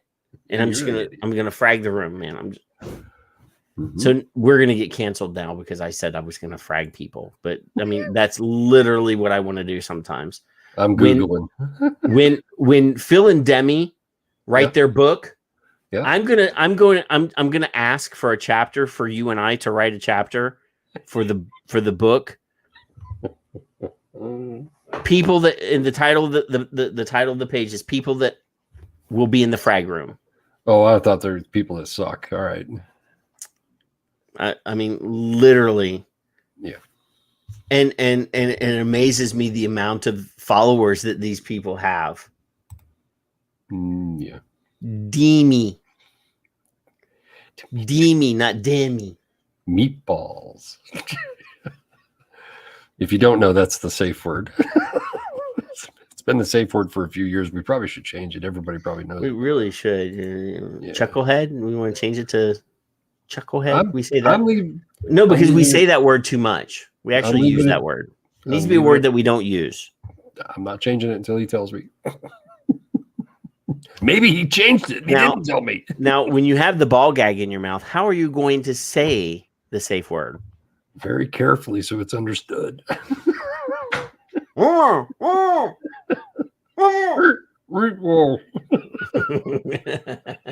you say, boy? Squeal. It might be the world's best-selling salt Nick line. I don't know what the word's going to end up being, but it might be something I couldn't say quickly or properly, you know. So, Cigar Babe, I'm coming through there in September. I think we should stop in Mass, and I hate Massachusetts. I should stop by just because I want to give you a hug. Ed doesn't live down in Mass. You have safe hand signals. Is that what that's what they're saying now? I'm way more afraid of her than I am you. Don't like way more afraid. You should be. Oh, no, I'm not an idiot. I'm a lover, not a fighter. Completely not an idiot. She'd be like, so you're Kevin, huh? Bam! In the last few minutes. Yeah. We got new few minutes, there's a new piece that we need to promote because it's from our friends from NZ. Good. NZ. Come on. Now, I cannot say this word. I've said this many times. I cannot. The vowels, there's too many vowels at the beginning of this word. Out. Is it Raja? No, it's Aoteria. This has been predicted for 5 years. So we have all of the evidence in the world. Aotearoa. Somebody's trying to help me, but I'm still killing it. David Moyle's trying to help me, but Aotearoa. So this was published at 4:11 p.m. Saturday, the 3rd, New Zealand local time, which is just like minutes ago. Really, this is cutting edge shit. This is hot off the presses, my friends. We're not going to charge anybody any extra for this. And our friends in NZ and in Australia, our mates, will appreciate the fact that we talk about everywhere in the world. We've talked about one of the stands earlier. We mentioned Canada. Chimpman. We talked about, we blasted Chimpman. Oh, I'll have to do a check in a minute to see if I'm banned yet. I've been promised that there would be no black market, Patrick. Why am I continuing to see this bullshit? I don't believe this is going to happen, dude, because what's his name? The head of the FDA, Mitch Zeller, said the day after they released the deeming regs in 2014, some of us was around when that happened. I know that not everybody was. He said in a phone call the day after the release of the deeming regs, and I'm not even talking about the day after they passed. I'm talking about the day after they made the proposal in April of 2014. He said, in no uncertain terms, there will not be a black market. Will not be. So I have to. He's a smart dude. Like, he's an attorney that runs a health organization. He is a very. Did you see what I just did there? I see that. Did you see that? You're schmoozing. Right. And also, Chapman. He's an attorney. He's an attorney that runs a health organization. I'm just saying, Chapman has assured us as well over in Australia. If correct me if I'm wrong, Rooney or Paul. No. Those regulations that they passed in New Zealand do nothing but foster the birth of a black market. Imagine that. I was assured there would be no black market. Zero. Hydrate. I drink this much water, man. I've drank this much water already. There's just a little bit left. When I was watching the shows, I'm going to be pissing later. First coming into this world, I could see the word hydrate on occasion, and I don't see that anymore. And it's water, dude. I have literally drank some tea and water. That's it. I haven't drank any alcohol at all. So let's see what our friends say. So, and anywhere that you see the reference to New Zealand, if you just place the locality of any place that is trying to ban vaping or ban flavors, you can substitute your locality into that. So this will make sense. Cigarette smuggling will worsen if vaping is not promoted. True. Mm-hmm. If the government's smoke-free action plan does not adequately elevate nicotine vaping as the much safer alternative. Now, see, this is already against the Australian law. Mm-hmm. That first half sentence, not even a complete sentence yet, is already against the law because they said that it's safer than smoking. Then cigarette smuggling will become a bigger problem in your area, at any area, but New Zealand's border, says the leading Kiwi tobacco harm reduction advocate, or a leading tobacco harm reduction advocate. I know who that is. Probably Nancy Lucas. Anyway, her comments follow a media investigation which revealed Customs is currently seizing around 125,000 smuggled cigarettes and 155 kilograms of loose tobacco every month. 125,000. 155 kilos of tobacco, dude. Do you know how much that is? Because tobacco is dry leaf, man. That must be more addictive than cocaine and heroin. Holy shit! I don't know. 125,000 cigarettes and any country's customs or New Zealand's customs describes it as a lucrative market. In fact, it's thought to be 8 times more profitable than cocaine. Huh. And one which has attracted organized crime. Large-scale commercial-grade cigarette smuggling operators are now well established. It's spurred on by look at this. Here she is. She's been on our show. She's been a friend of ours. Nancy's a friend of ours. She comes in here on occasion. Yes, because she's a smart-ass New Yorker that lives in New Zealand. She is. Just near and dear to our heart. She's way better than any masshole I know. Way smarter. It's spurred on by the fact that New Zealand has the most expensive cigarettes for legal purchase in the world. Huh. Like something like $70 a cigarette, man. It's crazy. With the government set to get even tougher on the appeal and availability of legal cigarettes, there is a concern it will only lead to more illicit cigarette smuggling. If anybody has ever researched the black market of cigarettes in New York City, Eric Garner, which is like twice as big as the legal cigarette market in New York City. Yes. It doesn't have to be the case, though, particularly if smokers are actively encouraged to switch to safer nicotine products, says Nancy Lucas, co-director of the AVCA. You see what I just did there? I just skipped the unpronounceable word. You did. I did. You see that? Associate Health Minister Dr. Ayesha Viral is now finalizing the government's smoke-free, that word, 2025 action plan after releasing a discussion document for public consultation, which closed on the 31st of May. Well, they don't care. Yeah. AVCA is highly supportive of getting tough on combustible tobacco, given that 5,000 Kiwis continue to die every year. You know how many Americans die every day from smoking-related disease, Kevin? I gotta move my camera because my face gets... Clear my throat. Do you know how many per day? The number they quote, I believe, is 1,300. Yes, per day. So let me ask you a question while you're taking a break. Take a swig. Hydrate. When you see, when a criminal sees that there's money to be made in the black market, what happens? They make money. And then what does the new criminal do? The new criminal? The new criminal goes, hey, I could do some of that. Let me get a piece of that. Let me get a piece of that pie. I'm I like pie. Talking. Do you like pie? I like pie. I love pie. So everybody wants pie. And this is pie. You can buy pie, sell pie, bake pie, cook pie, eat pie. Eric Garner. Do they have... No, I have a question, Kevin. All right. And I'm not trying to be rude. All right. Because, you know, I'm not a rude person. No.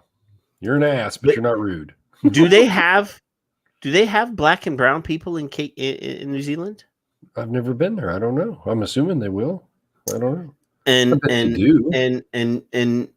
does smoking not already victimize a higher percentage of people in those communities? Any pie will. Yes, Patrick. Huh. Huh. So, do you think that law enforcement in those places that already like to target specific groups, will continue to target those specific groups? I predict yes. Today's the 3rd. Now the 3rd. I mean, we had Dr. Mara Glover on our show, and she was already discussing there was already problems in place. She was crystal clear about it, and she that wasn't assuming anything. People in the Maori community already are targeted. Yes. For things. Yes, Eric Garner. I'm thinking that the Eric Garner thing is also apropos or could happen there. Did they? You mentioned, you mentioned Tricky Dick earlier, right? Yeah. In the beginning of the war on drugs, 1970. Did that spill over into New Zealand as well? I mean, our Kiwis would have to respond more on a position of authority. But I'm fairly positive that the war on drugs was an international sort of thing. I'm assuming it was, except in like the Netherlands. I'm not old enough, but my assumption is that we instigated it and it blew up immediately. They said, "Hey, look at them fuckers! They're doing all kinds of fun it's shit. Almost everywhere. Let's do that because that looks like fun. That looks like fun. Police state looks like fun to us. So it's kind of like white colonialism. It's kind of like that whole. You could do that, yeah. Yeah, it's food for thought, Kev. It's hey Kev, it's one of those things that we might have to think about. This is the thing that my sister-in-law did with me one day with a story about control. And I'm not going to go into the full story because you guys don't really care, but it's places, everyone. Places. You pretty people over here. And you fuckers we don't like over there. So you were always over there then? I was, I've been over there for years. I don't even know what that side looks like sometimes. I'm sorry, I'm replenishing while you're talking. It sickens me that people can be persuaded to hate other people. That's all. I mean, I don't like you a lot, but Kevin, I don't hate you. Ed is blaming you for what? For his drunken Friday nights. Well, wait till I see you in person, Ed. So apparently I caused drinking. Every time you hold up the sign. Damn it. I haven't did this. We only did that. There you go. Yeah. Get Every close time you up. hold up the sign, Ed is apparently drinking. I didn't say what to hydrate with. No, I'm hydrating with water. I'm actually drinking zero water. I'm drinking zero water in my. Did I tell you the zero water story? No, but you should. Everybody on the show should, and probably already does. Should, it's a suggestion. You fill your tank before the show starts, and you have your hydration tools. And if you're doing it right, you may actually have to have an empty bottle under your desk. You might have to pause the show quick enough to go get some more and bring it back. And yeah, just saying. Yes, drink water. So 5,000 Kiwis die a year. See how serious they are about tobacco control in Australia, or not in Australia, in New Zealand. Yeah. Over 5,000 deaths. They're going to get tough on this, though. They're not tough on it now. No, let me finish. This is 5,000 deaths. Mm-hmm. How sad is it that cigarettes are everywhere in the United States, and we have estimated that there are people that Ed's probably going to dispute this number. 480,000 people in America die per year. Almost crazy 500,000 or 5,000 compared to 480,000. I rather than decide to question the number, it's the number we're given. I'll go there. Yeah. It may or may not be true. That's what they're alleging. So if they're correct, 480 has been around for a few years. Straight. Yeah, that number's been the one that's been used repeatedly. It hasn't gone up or down, not as far as I've seen in any published work. Kind of strange about that, but yeah, I would think it would have been going down by now, but they haven't. So not yet. Yeah, AVCA is highly supportive of getting tough on combustible cigarette or combustible tobacco, given 5,000 Kiwis continue to die every year from smoking-related illnesses. It's concerned, however, that the discussion document was light on vaping's key role in achieving the smoke-free goal. Now, smoke-free is really 5%. 5%. I say 8 nationwide, 8 to 10. 5 is a goal. It's a goal. It has pushed for vaping, the world's most effective smoking cessation tool, to feature more in the final smoke-free action plan. Again, that last part of that sentence, or no, that whole last sentence, would be illegal in Australia. Mm-hmm. Because it again claims that it's a smoking cessation tool. I know that this is New Zealand, but I'm just saying. We've got to get more Kiwis successfully off the cancer sticks in the first place. Otherwise, many will head to the black market. If we can switch them from cigarettes to vaping, not only will it save countless lives, but it will put a hole in organized crime. And it will also prevent many black and brown people from being tackled, tased, hog-tied, and carried away. Stabbed. Or choked to death and die. I mean, I don't know that the law enforcement in New Zealand is as aggressive as Americans, but let's assume it is. Yeah. Let's just the head of AVCA says the latest media revelation exposing the sheer scale of cigarette smuggling completely discredits recent claims by the University of Otago public health experts published on the 27th of May, titled "Illicit Tobacco Trade and Smoke-Free Oteria 2025 Goal, Arguments and Evidence." The research analysis concluded that New Zealand's illicit tobacco market is small and unlikely to grow substantially. Did Mitch Zeller help write that? No, we knew they were wrong then, but they've now been proven woefully out of touch. They argue getting tougher on legal smoking won't make much difference at the border. AVCA argues that it will be an absolute nightmare for customs unless many more smokers are actively encouraged to switch to vaping, which is logical. I mean, if you ask people, or if you give people a safer version of nicotine delivery and say, hey, not only is it cheaper, but it won't kill you, and you won't have to go break the law to get it. Or be hurt trying to break the law to get it. Eric Garner. I think we just need to continuously bring Eric Garner up as much as possible, Kevin. There's no reason not to. Honestly, I don't understand. And you know, as two very white dudes. Yeah, and ironically, not only two very white dudes, but also like mostly conservative, very white dudes. Do you know why that is? That own guns. Do you know why that is? We're both smart enough to realize what the truth is. That's not even that. It's because we're pro-human. Yes, that is true. I do think that humans should be promoted. Being a human, we should promote that.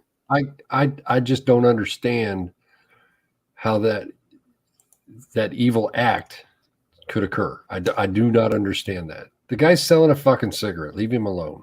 This motherfucker. What do you do? Still not blocked. I don't like you a bit. I really don't. I mean, we've been live for 3 hours and 17 minutes, and I tweeted. I don't know how long ago I tweeted that tweet, but I would bet $1 to a donut that your mother would like me better than you. You give me 5 minutes, and she would like me better than you. I can go to my tweet. Let's see. I tweeted it 2 hours ago. He's playing a fucking show somewhere. Literally, I said 125,000 downloads. Is that a big deal? My anti-Simon Chapman podcast is over 5 million, half a million downloads.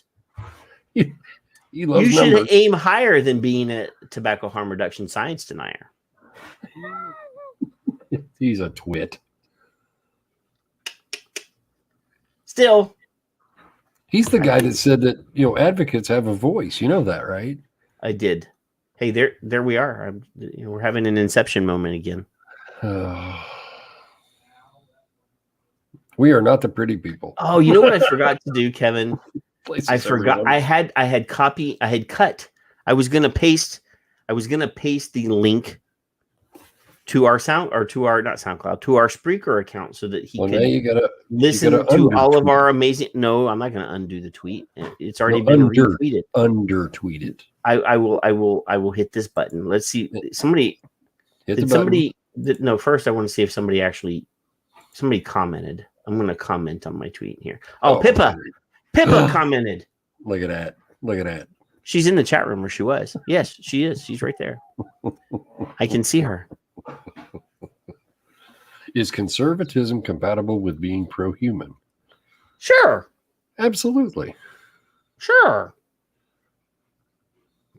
I can be a conservative and say, hey, 5 gazillion.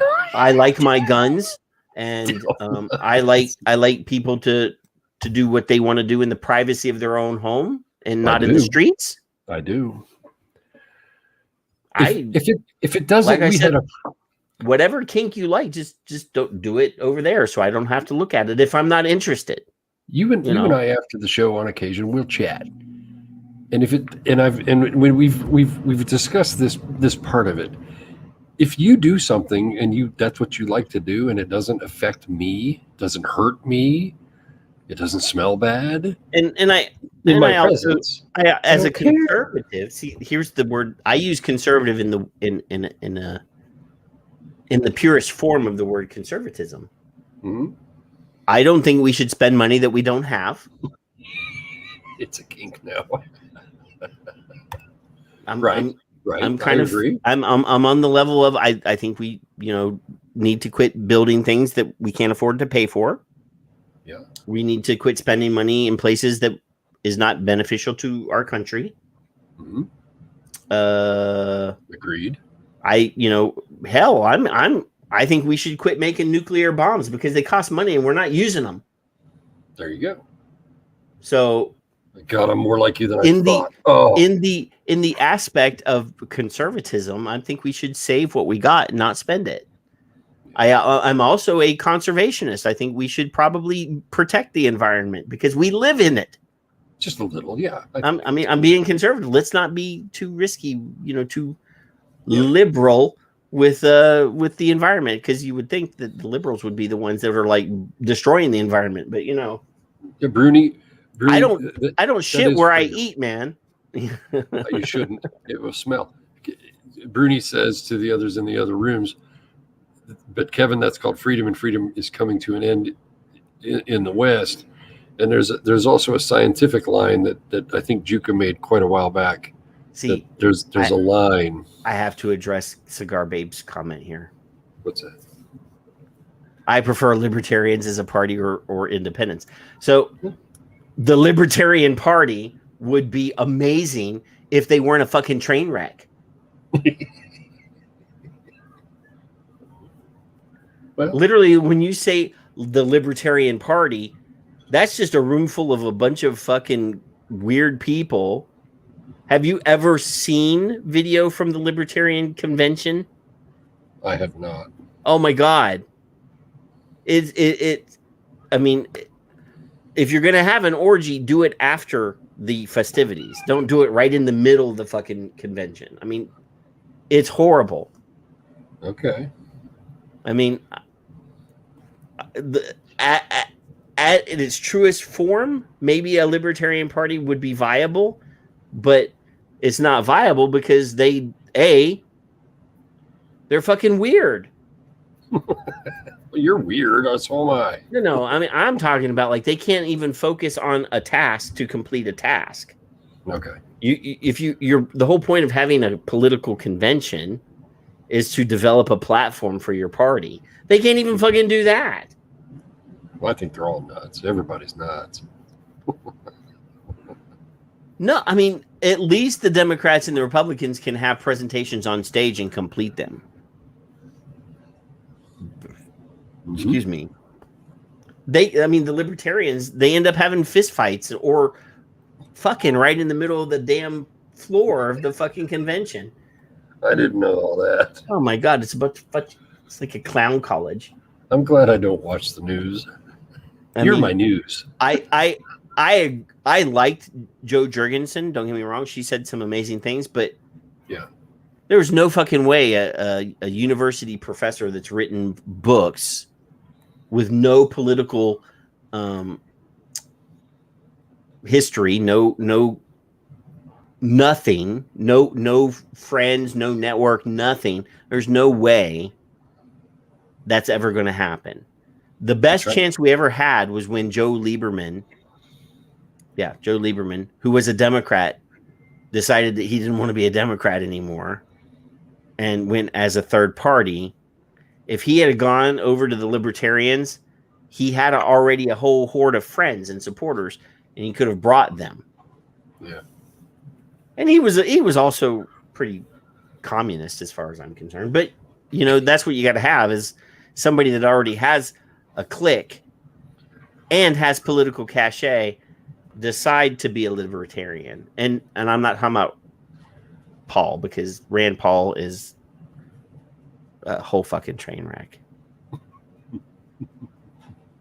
Like every time he says something good, 3 seconds later, he says something that totally negates everything he just fucking said. So, yeah, Ron DeSantis is going to be the next Republican candidate. You think? Yeah. I think he's also a little... I mean, I love the fact that he wrote an amazing letter. Yeah. About vaping. Mm-hmm. But I also believe that he's also probably a little crazy too. It has to be freedoms, liberties. Stop hiding behind the Bible and the flag and the children, and we'd be okay. It wouldn't matter to me who. Yeah. Some things you just got to leave shit alone. Leave me alone. See, Stop it. there was a chance. There was a chance. Okay, so there was a moment where was the guy from Arizona, the war hero that passed away, that half the people in the country hate and the other half of people love him. McCain. John McCain. McCain and Lieberman were best friends at one point. Okay. And there was a moment there. There was a split second where they were going to be a part. They were going to be the ticket. They were going to have a Republican and an ex-Democrat running together. Yeah. There was a moment that could have happened. Yeah, you're right. And if that had happened, that would have been. I mean, there's half the people, even people in Arizona that I know. He was the senator from Arizona, hated him. But yes, then he chose the woman that he chose. And he did, it's really sad to me because there's a film, I can't remember what the name of the film is, where they essentially show the fact that they didn't vet her at all.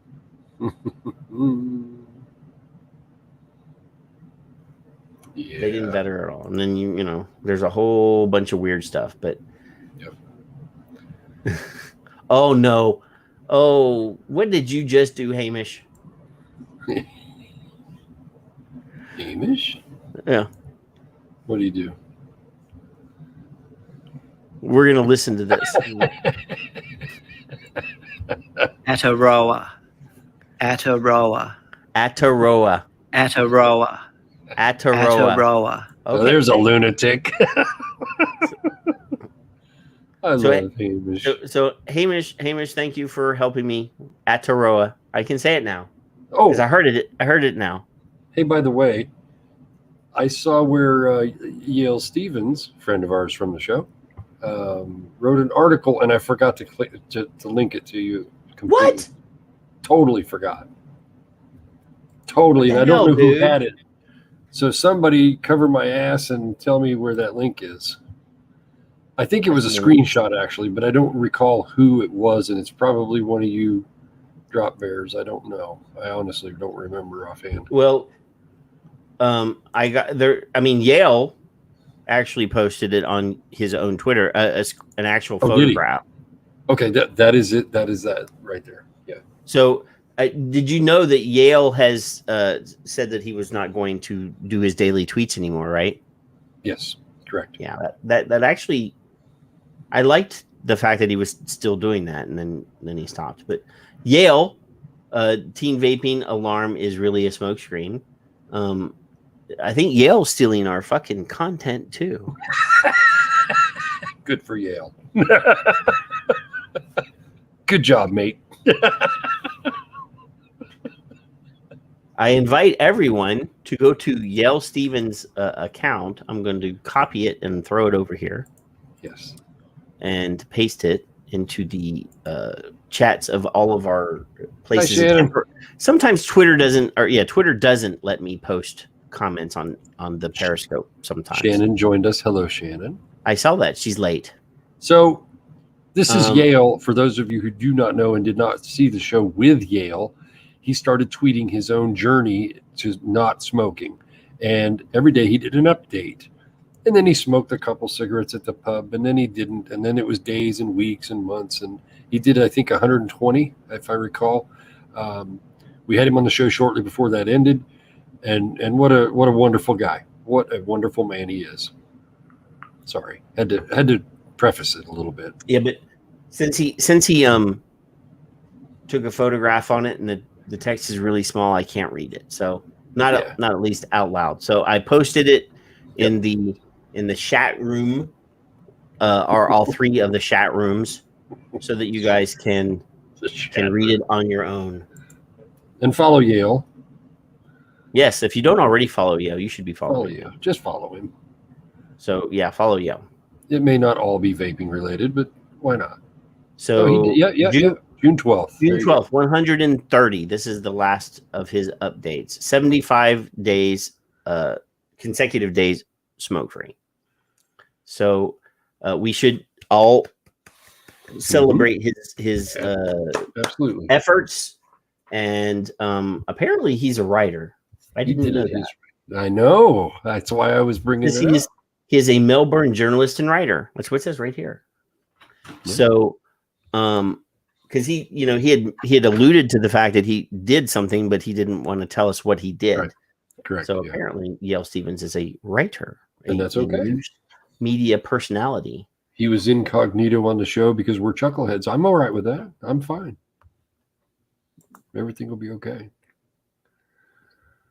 He did it. He did it the way he wanted it done, and I'm okay with that.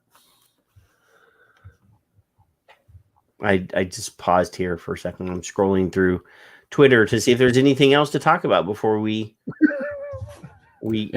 say goodnight.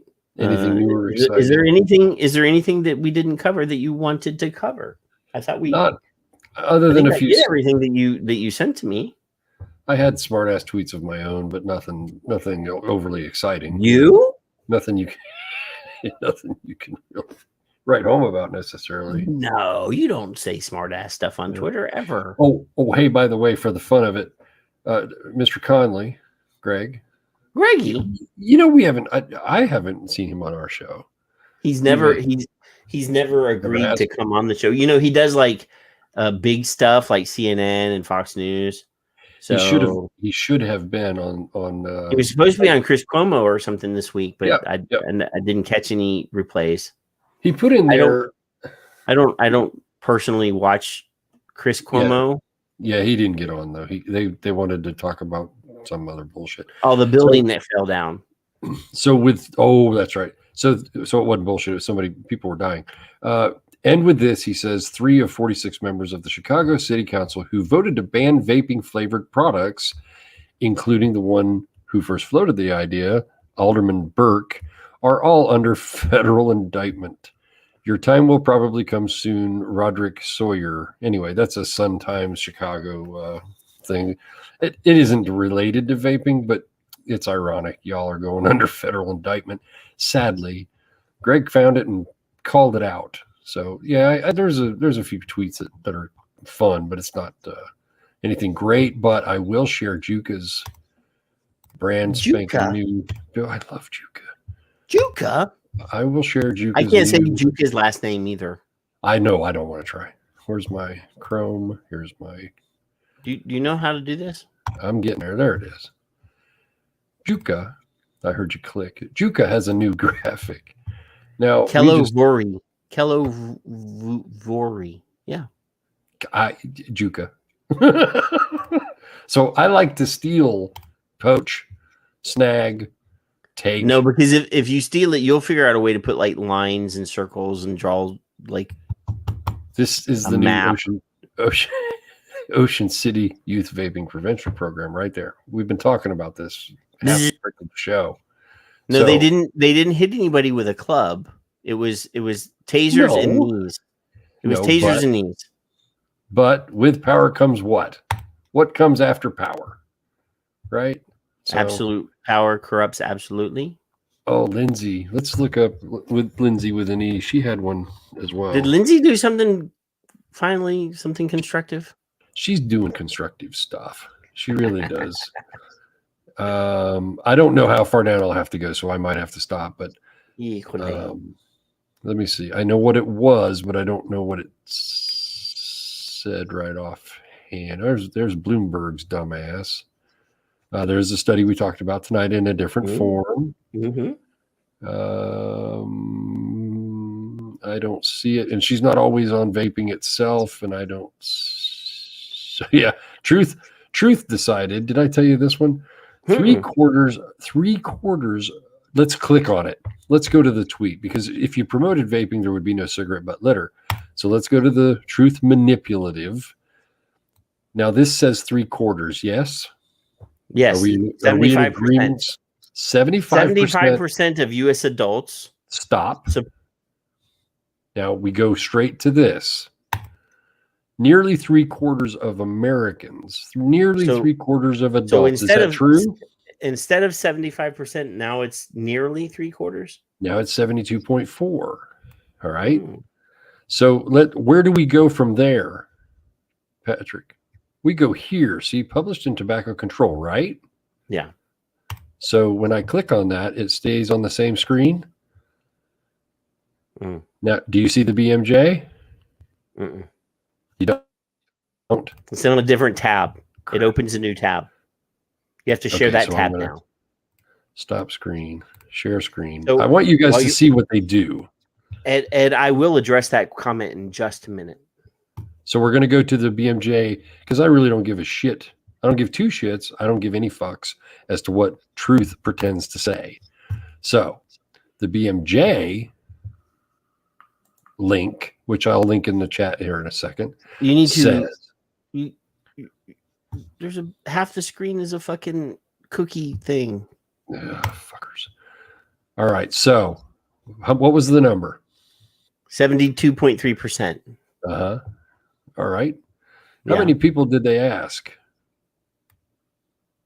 What's that called? That's a very small group size. Called? Do you know what that's called? That's not 75%. It's not 70. Well, no. They asked this number of people, so they extrapolated the number to be three quarters. So they asked 1,000 people. 2,979 people, and 71% of them. Yeah, you caught that, didn't you? It went from 75 to 72 to 71. No, because that's just didn't know this. Yes, I know. I'm just. So I don't care even what the subject is. We went from 75 to 72. So hey, based on 3,000 people. How many people are in the Facebook chat room? Okay, so I've got the number now. How many people in this chat room would agree to pay 75 cents? Was it 75 cents? I thought it was 75 cents. What did the original truth tweet say? 75%. No, but there was a cent. They were agreeing to a tax. 75% of the people agreed to a tax. 75-cent litter fee on cigarette packs for litter. So did they ask were the people that they asked, were they smokers? It didn't say. So it says their sample size is really small to begin with, but it is. But they're saying that 75% of the general public agreed that smokers should pay 75 cents per pack as a litter fee. That's correct. So is that not like another form of punishment bullying for smokers? Stigma. Yeah. Or othering? Hey. Yeah. Well, let's make them pay 75 cents more. Places everyone. We're the pretty people. Look at those dirty. Let's demonize those motherfuckers and pay 75 cents more. What the fuck is wrong with you? On their pack of cigarettes. I got to understand and learn the word extrapolate. So at least it wasn't strap on. Well, that's only when I'm with Ed. So when are you saying that Ed needs a strap on? So when they extrapolate, they take the children who are brain damaged. Obviously, their brains aren't developed either way. No, because they're not 26. And then nicotine makes it worse, allegedly. And then they take 8,000 students and they extrapolate 30 days. They don't use daily. So 8,000 people, humans, children, mind you, say, what are you going to answer? I'm going to answer yes. You and I at a test when we were in 9th grade would be snickering and giggling pubescent fuckheads. Beavis and fucking Butthead are taking this quiz, test, survey, and then they're answering the question. And then they extrapolate those numbers out. I didn't know all this. These are things that I learned slowly over time because I'm slow and I'm a chucklehead. These learned words are things that Bruni's taught me, Cigar Babe's taught me, Ed's taught me, DRMA's taught Johnny, he's taught me. These guys know I'm Cornholio. I need TP for my bunghole for all the stuff that I've learned. it drives me insane that you can go from, well, we asked 3,000 people, but it's 75% of the adult, 3/4 of the U.S. adults. So how can you say 3/4 of adults actually support adding 75-cent tax on something when they asked 3,000 people? How fair is that assessment? It's not fair at all, Kevin. But why are they getting away with it? The world is not fair. Yeah, fuck them. So I question all kinds of things. Earlier, we're talking about 480,000 people. I'm not denying the fact that smoking. That's the number that they told us. Yes. So I'm not denying that. I'm saying I'm questioning the number. I'd prefer to question the number rather than go, oh, well, it's 480,000 a year, no matter what. So some people say things like, well, we're just continuing what they're saying. We're parroting their numbers. They don't care about that. They love that. On the other hand, I think, is it really 480,000 every year for the past 7 years? Because Charles just put that number out. Bam, bam, bam. Same. It never changed. That's strange. Yeah. So it went from 6 to 7 to 8 million, according to who? How does it go up if smoking is going down? Because they keep saying taxes reduce smoking, and they keep raising taxes. Plain packaging works, taxes work. So I'm questioning, demonizing, bullying, treating them like they're treating smokers like they're less than you. All those things work, man. Cigar Babe says literally what I was going to say. Question everything, no matter what. Yes. And I don't want to go into the COVID part, but the numbers, I don't care what the numbers are. Now I don't trust any of them. I don't give a shit what they are. It doesn't matter. Unless I took the survey and I read the number, 7,238 people took my survey, and it took me about a month to go through every single one of those. I paid for the, I actually didn't pay. I was donated some money to pay to get the upgraded version for that survey. And Safada needs some help. And I went through every single one because I could access them all. That's why I wanted to get into that part of it instead of the free side. So I didn't lie about my numbers. I didn't even know what extrapolate means. So if I had 7,238 and 75% quit within a month, 75% of all the Americans can quit within a month. That's the lie part. I can Ooh, that's a harsh highlight. If it's a menthol or wintergreen Tic Tac, that could be very uncomfortable. Why are you not using your scroll, your ticker tape underneath? I need to write new ones. I still have all the old ones. You want me to put one of these up? Let's see. Like Kevin Rocks and yeah. See, there you go. Something website. See, you have them. You're just not using them. Yeah. I need to author new ones. Survey service Jay, if I remember right. If you're asking me that, I'm gonna think it was Survey Monkey. I think it was Survey Monkey, and then it went into something. It's called something else now, and I think it was like free was free. You could just see the answers. You couldn't see the percentages, and it was like $300 for a year. And you could hold it, download it. You could do all kinds of fun stuff. And it's been used actually in a couple, international studies. But I got a lot of traction out of that from a lot of people. To address Ed's comment, because I said I would address that. Sorry, I don't think I saw it. Well, I put it up on screen a while ago just so it wouldn't drop off and I wouldn't forget. So this is the comment. Yep. Safada seems to need some help. Okay. This is why I never have and never will support a group. Because one person can have a great idea and know how to implement that idea. Then a second person can come in and not like how you're going to do your idea and then try to make you change that. And then a third person is going to come in and fuck up everything that the second person just said and ruin the first idea completely. And then by the time you get to having a group, every group that I've ever seen, regardless of whether it's a vaping group or whatever, they're just fucking train wrecks. I believe in individual efforts, and we've always promoted efforts from every organization if we believe that those efforts are beneficial and useful. So, I'm sure Safada needs a lot of help. I just saw this week that they have rejiggered their committees again and their organization, and they're no longer having a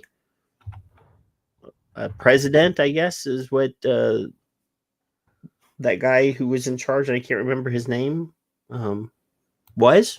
I've never met him. I don't remember what his name is right off the top of my head. He's the guy that was in charge of Safada is no longer in that role. And they've changed and turned it into a compliance position or something.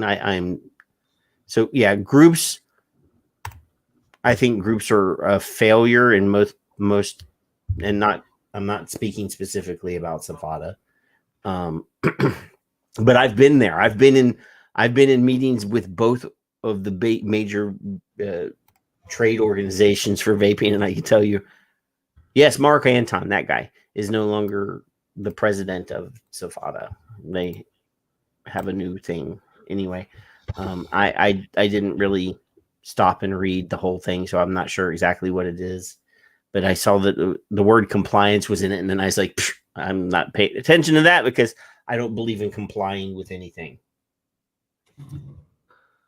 Anywho, there was one more piece I wanted to explore a moment, so I'm going to throw it up on screen here. This is from the Manila Standard, and it's about several people that we know are mentioned in this. Uh-oh. Yeah, so let's throw this up here. So this says, international panel to explore maze of anti-vaping issues. And this was published today.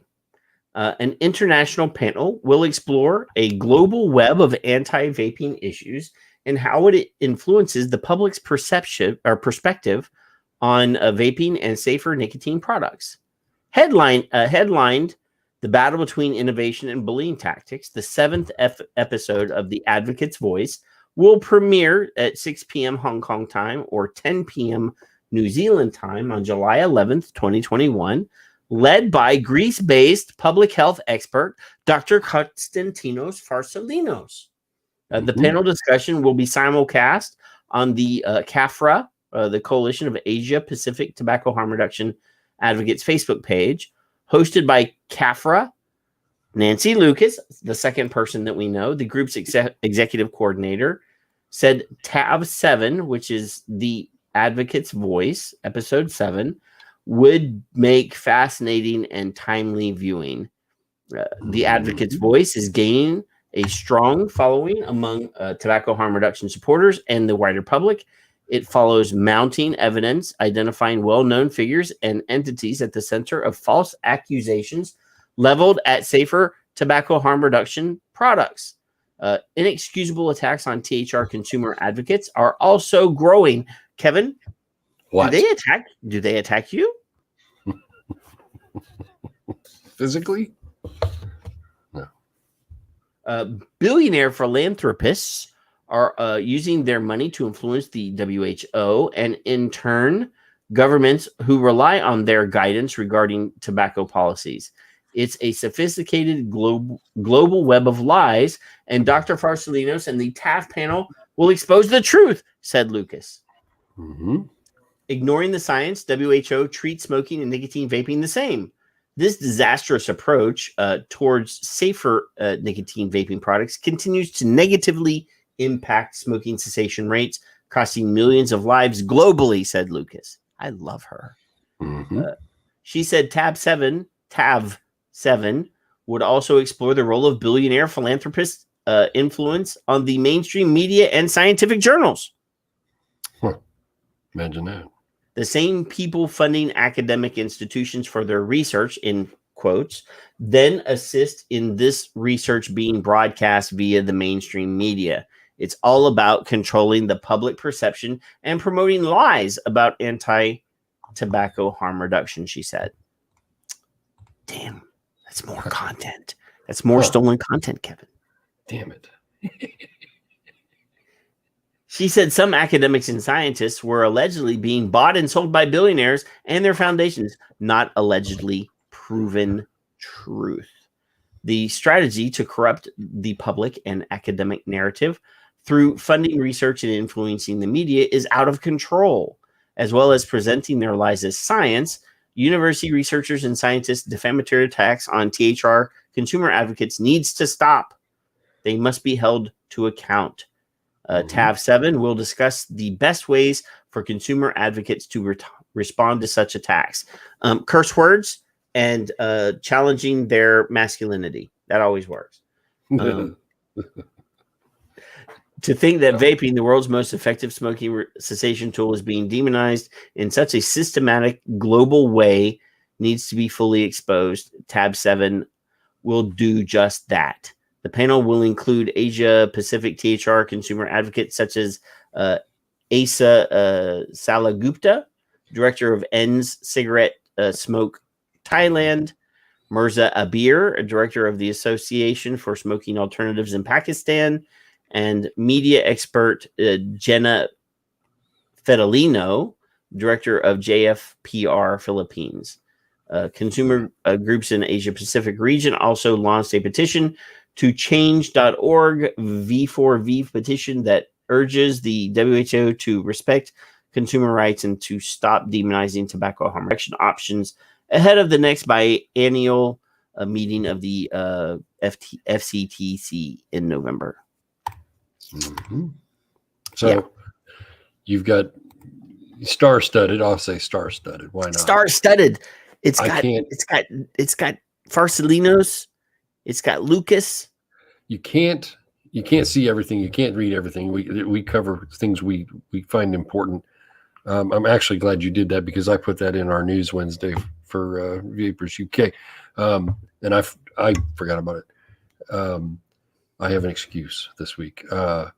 The idea that you can participate in that, or at least watch it. I don't know if there's participation offhand, but you have people who are important who are trying to do the same thing we're doing in a scientific way. Obviously, with Dr. Farsalinos, he was with Regulatch last week, I think. I did not catch it all. I caught a few snippets. Thanks, Jerry. So you can rest assured people won't shut up like you, like me, and we're not going anywhere. What? But I will never comply.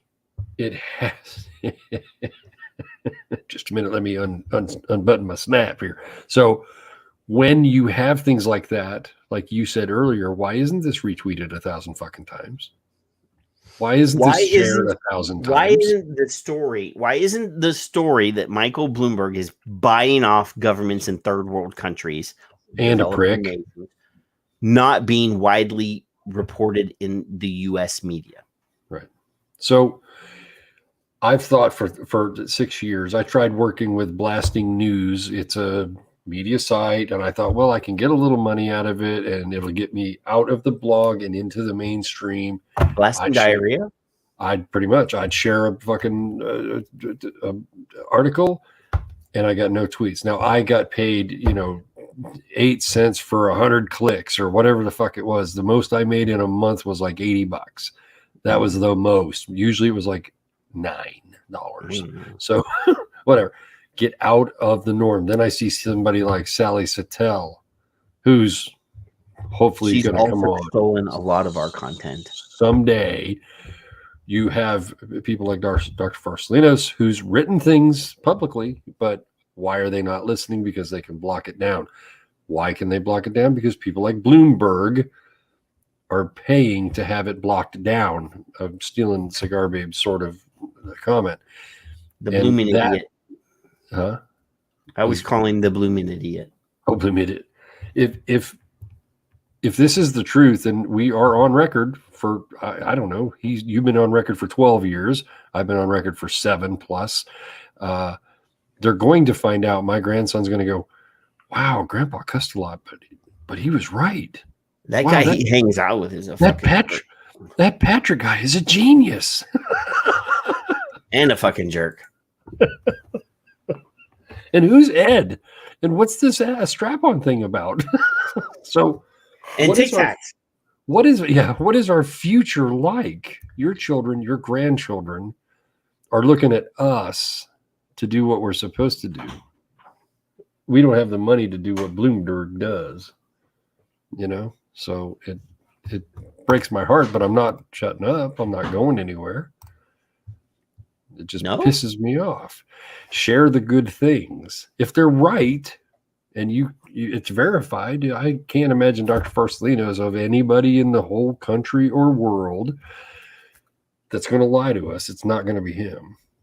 He's going to tell us the truth and piss some of you off. I've seen it already. Twice. I've already seen it. I've seen him get blasted by vape bros because he said something that they didn't like to hear. Because he's telling you the fucking truth.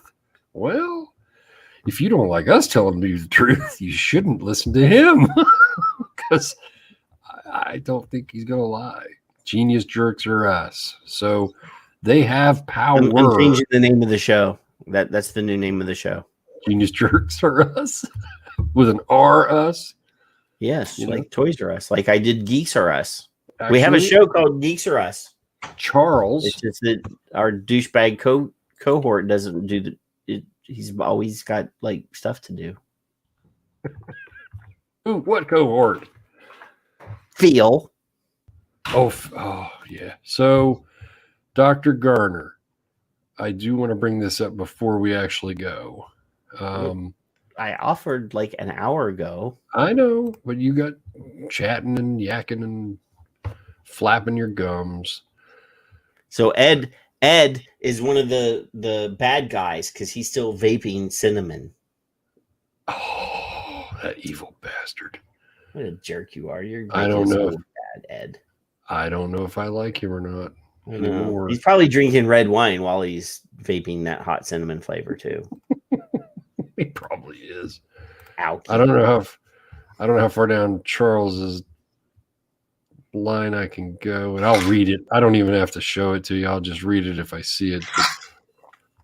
Pages about secondhand smoke or secondhand vape?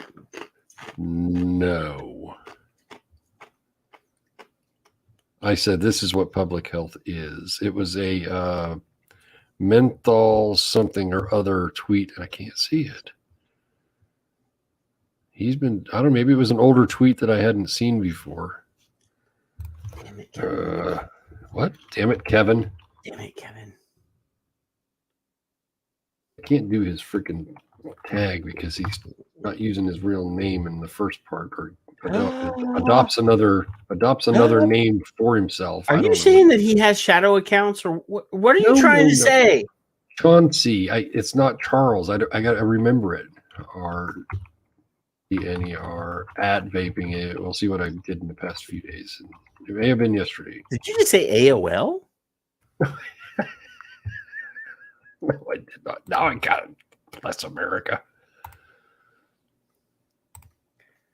They love us enough, they'll hang. Well, while you're fucking around, I'm going to show this. I'm going to show a real Charles Gardner tweet. Yeah. So Big Oil invests in solar panels. That's good. Okay. Big Auto invests in electric cars. That's good. Yeah. Big Tobacco invests in e-cigarettes. That's bad. Of course, it's bad. Hypothetically, Framework Convention on Tobacco Control official. That's that's what this is. This is the WHO. Anyway, if a vape or tobacco firm innovates to create an e-cigarette, e-cig, snus, tobacco-free nicotine pouch, or heated tobacco product that does not kill, is that bad? Well, it's got to be. Then he has a graphic of the 10 Commandments with the "Thou shalt not kill" circled. That's right. So below this, it says, "Thou shalt not covet thy neighbor's house. Thou shalt not cover thy neighbor's wife, nor his manservant." I'm not looking at that, so that's his wife's maidservant, nor his ox. Well, I don't know nothing about oxes. What the hell is that about? You shouldn't cover your neighbor's manservant. Or his ox. That's quite frightening revelations right there. Damn it. See what I did there? I mentioned revelations. That's right. You see that? I am my brother's keeper. Oh, piss. I cannot find it fast enough. Oh my God, you're such an awful human It was being. talking about menthol, so maybe I can check it with menthol. And I don't know what that other thing is at RY4. I tagged Paul. I just don't remember what the hell it said. While you're fucking around, I'm going to do another one. In which the pernicious impact of Michael Bloomberg's Bloomberg.org, that's Bloomberg Philanthropies, funded NGOs, harm reduction denial activism around the world is exposed, bribing political or public officials, influencing cash-strapped governments, writing legislation for them. And this is a Michelle Minton piece that's been published over here. I'm bringing it up right now. Did you find the thing that you were looking for? Yeah. You have to wait. You have to wait now because I'm good. I'm going to show the insights piece here. What is this? No, I don't want to do this. So, leaked Bloomberg-funded campaign for tobacco-free kids global strategy to ban vaping products by bribing public bodies. I got to rub this. What? Bribery? What? What? What? Oh, give me a moment. I gotta go back over here to the banners and do this one. Philanthrocolonialism is philanthro-racism. Yes. Leaked Bloomberg-funded. Oh, I already read that. So it says here, to the people of the United States, Michael Bloomberg is most well known as a swashbuckling former New York City mayor who blew a lot of money on an ill-fated presidential primary run.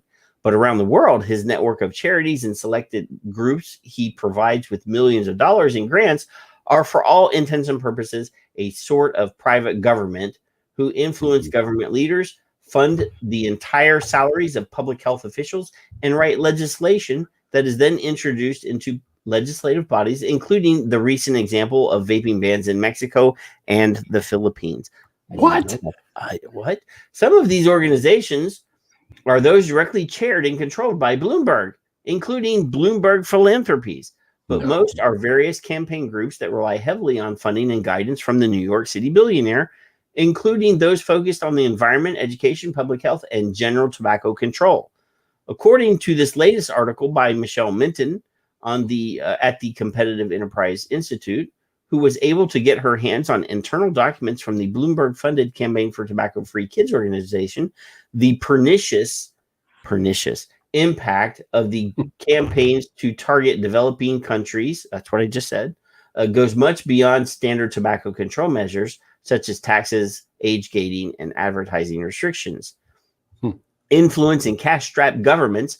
Instead, there are direct payments offered to government bodies and public health officials that implement the Campaign for Tobacco-Free Kids wish list of legislation, because developing nations spend less on public health measures and programs than developing nations or developed nations. Foreign NGOs, that's non-government organizations, that seek specific policy measures in exchange for millions of dollars in public funding are granted immense influence.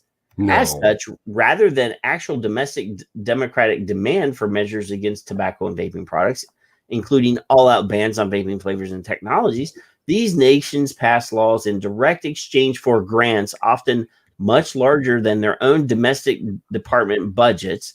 In other contexts, this would rightly be defined as bribery. Considering Michael Bloomberg's charities have spent nearly $700 million globally to hurry these measures into law, the long arm of the government anti-tobacco advocacy movement is already chalked up several success stories. So there's a quote here. So it says, in government, CTFK and its partners engage in lobbying like most other advocacy organizations, but CTFK's strategy for influencing tobacco policy really hinges on establishing itself as an indispensable resource for regulators and lawmakers. For example, the CTFK plan lists myriad examples of support it has provided to government entities, such as assisting in lawsuits against the tobacco industry in Brazil, Peru, Uruguay, Uganda, Nicaragua, or Nigeria, not Nicaragua, Nigeria and Kenya. In Panama, it notes collaboration with the Ministry of Health, Panama, who is interested in financing a regional effort for tobacco litigation. And this is a link to Michelle Minton's piece. The documents outline the efforts of campaigners from CTFK to pass various tobacco control and anti-vaping measures in countries such as Brazil, China, and Nigeria, including financial support to ministries and government offices. More than just government officials and health bodies, exorbitant funding is also made available to universities and media institutions. Documents show to amplify the core message and aims of CTFK. So what they're doing is they're obviously offering massive amounts of money. Mm-hmm. And they're also funding media relations to promote what they're trying to achieve, banning vaping products. So they're bribing government officials and public health people, and they're running huge media campaigns in those places. And the Robert Woods Foundation, Robert Woods Johnson Foundation, Johnson & Johnson is all behind all that. So there's even more to that story, but you can't pack it all in. You just can't. You cannot pack all this in. So is Bloomberg heavily invested in Johnson & Johnson? Are his friends? Are his cohorts? Are his... Who the fuck knows? Who knows? But we all know what they make. Doesn't matter. Undo Bloomberg brainwashing. Michelle also had a Profiteers article and another one. So the other thing about knowing what we're doing when we're doing it, and as a consumer, you want to know shit. I want to know shit. Patrick, do you want to know shit? I want to know shit. Sometimes I really want to take a shit, but yes, I do. I do actually want to know as much as I can. As a consumer, this is an example of what I want to see. What I don't want to see is an opinion. What I want to see is science. And then you can explain it to me, or Paul can explain it to me because he has, or Cigar Babe, or Ed. Somebody can get a link to somebody else to tell me what the hell this means. So in this instance, Dr. Garner, a friend of the show, says he's been on the show in the study, switching from flavored Juul to puff e-cigarettes may expose users to increased harm due to the higher levels of, Jennifer, if you're still in the room, I know what that is. I actually have a bottle of it right over there. You want WS-23 and pulegone, I guess is what that is, in puff products. Cancer risk may be reduced in e-cigarettes by using pure menthol rather than mint oils. So there's the cute little chart. I don't know what any of this NS and stars and all that crap means. I don't even care. But you know what? I know that this is much higher than this and this. So what does that tell me, Patrick? That Juul is safer, is what that tells me. Juul is safer. It tells me I have a choice of two things. And then Charles underneath is, I can't say I love the man enough, and I don't care who knows it, even Demi. Just note, demonizing Juul, whether we like them or not, and forcing them to pull their fruit dessert and cucumber flavors from the market caused U.S. teen vapors to shift from Juul to puff bars. Now, these children aren't allowed to carry purchase these products legally, but they're going to get them. And when they get them, they're going to have a higher chance of more harm. That's it. Now, it could be that they're not going to puff on it as much, and maybe they'll have the same harm. But it could be that it's going to be more. And that's what pisses me off about improper knowledge and regulation of the product that you're fucking telling me that I can't have to begin with. There's a big difference between banning me from it and letting me have a choice, my own liberties to take, to go to the store and get what I want. And it doesn't matter what the product is. Well, if this is a better product for me than this, I would rather have the one that's, unless it tastes better, I would rather have the safer one, So I'm all for that. I know most of you are in the room, if not all of you, I would assume. I don't want to be too forward by saying everyone, but cooling agents have been in the news of late, Paul says. I haven't seen it.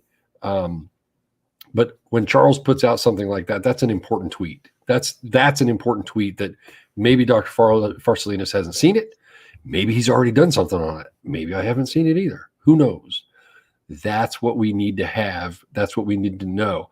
If Chimpman and Glantz and Ruth, my girl Ruth, who's now officially blocked me, can talk about those things instead of rocking back and forth on the fence like Alice does, specifically Ruth, and pretending he knows what the fuck he's talking about in fucking Australia, but he doesn't. He's just, it's all fucking lip service. Every bit of these people are just pretending. They got their I love me walls. They can't see around it. They've got shutters on their fucking windows, and they don't give a shit about you. They give a shit about their ego. So while Patrick and I respectively have egos, we would rather tell you the fucking truth once we know it, and that's the truth, than to guess and listen to what their take of it is, extrapolated, remember earlier, and move it on to you guys to make your adult decisions to do what you want to do with the product you want to use. That's the way I see it. Charles is a wise man, Rooney, a freaking man. Paul is saying he's got pages attached to studies in science. There's somebody on Twitter, if you look it up, it's gonna pop up on you. Oh, look at that beautiful thing. Oh, that's not beautiful. Where's it at? Is that the ocean? That is the ocean on fire. I saw fire. I didn't know. Oh, crap. There's an oil platform right there. Fill your tanks. No, this doesn't have anything to do with this fire, though. Nothing. Oh, okay. Not a thing. No. That's what the world's been for the past years, on fire. So I don't know everything, certainly, and I never have claimed to, but boy, can we find answers from each other and ourselves and our trusted sources. And when they block us and they're supposed to be the trusted sources, that makes me question why they're blocking me. So chuckleheads are way smarter than people who have most, not all, people who have initials before or after their name. So I can't stand them. Follow him like Patrick isn't getting blocked. Maybe he won't block you. I don't know. I think 80%. What is there? 10 people in the room? You said 80% of the room. 80% of adults are blocked by Chapman.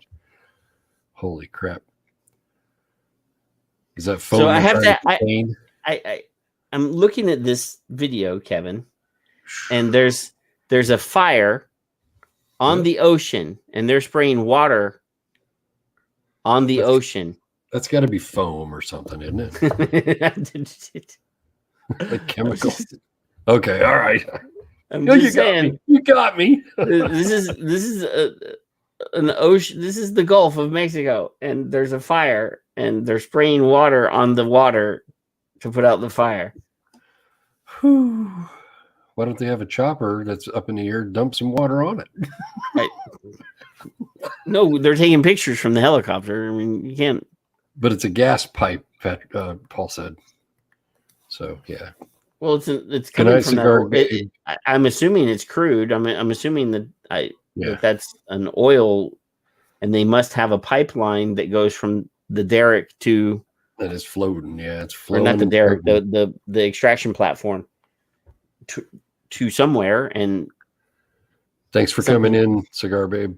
Something probably happened, and there's a fire. Some idiot. Some guy like Chapman said, no, this will work. Don't do that. Somebody that works for the oil company is like, hey, let's send some boats out there with water pumps to throw water on the water to put out the fire. Okay. It's oil based. Let's do that. Let's spread that around. I love every damn one of you too, by the way. We had to end the show on some sort of smart ass note. Yeah, let's put the burning water out water goes with more water. Natural gas. Okay. Right. The thing that I'm saying, the thing I'm reading specifically said oil. That's why I said that. Maybe the water's containing it until they get the shit that they actually do pour on there to calm it down, or maybe they're fixing the pipe. I don't know. I don't know. I'm just looking at that going, hey. Yeah. So Chapman's on one boat, Glance is on another, and that's what they're trying. This is what we're going to do. We're going to keep doing this. We don't know if it'll work, but we're going to do it anyway. Just tell everybody we're doing the best we can. We want to keep trying. That's all. That's how you quit smoking right there. That's the tools they're giving you. The best way to quit smoking, Kevin, is to ban the thing that helps people quit smoking and just give them more cigarettes. Well, that's well, you don't give them, you charge them more. Plus, well, make them buy. We're not giving shit more. Away. Make them pay more, but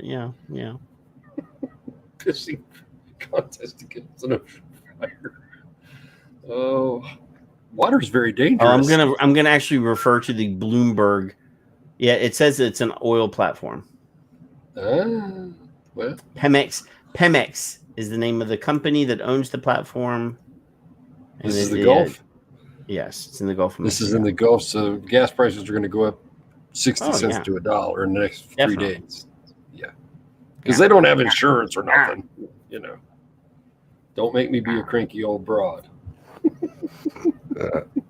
Excuse me.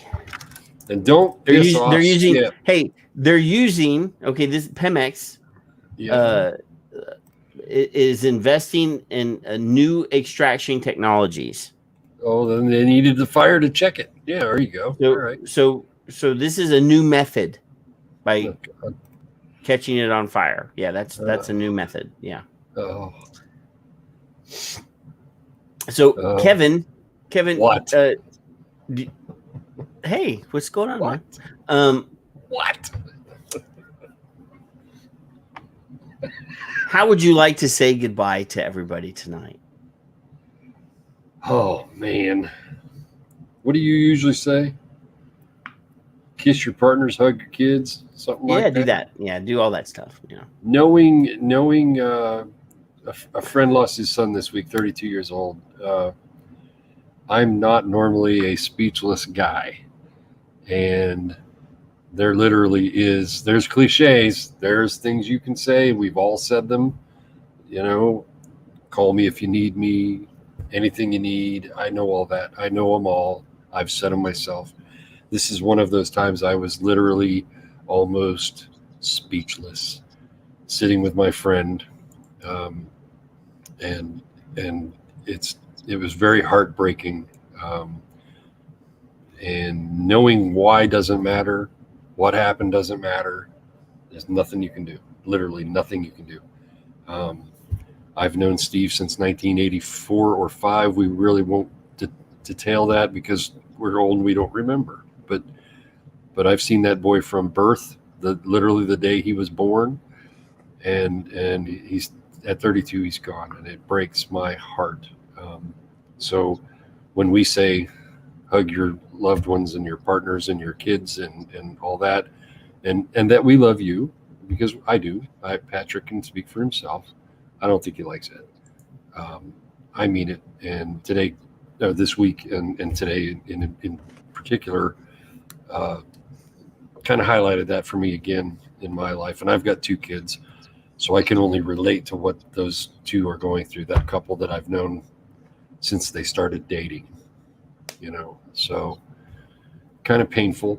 I don't expect you to like my post. I just put it out there for some people that didn't know yet, that also knew him or knew of him through me, and knew Steven himself. So that's kind of how it ended. I'd like to keep fighting no matter what with you, Patrick, and I hope that we do this until we're dead.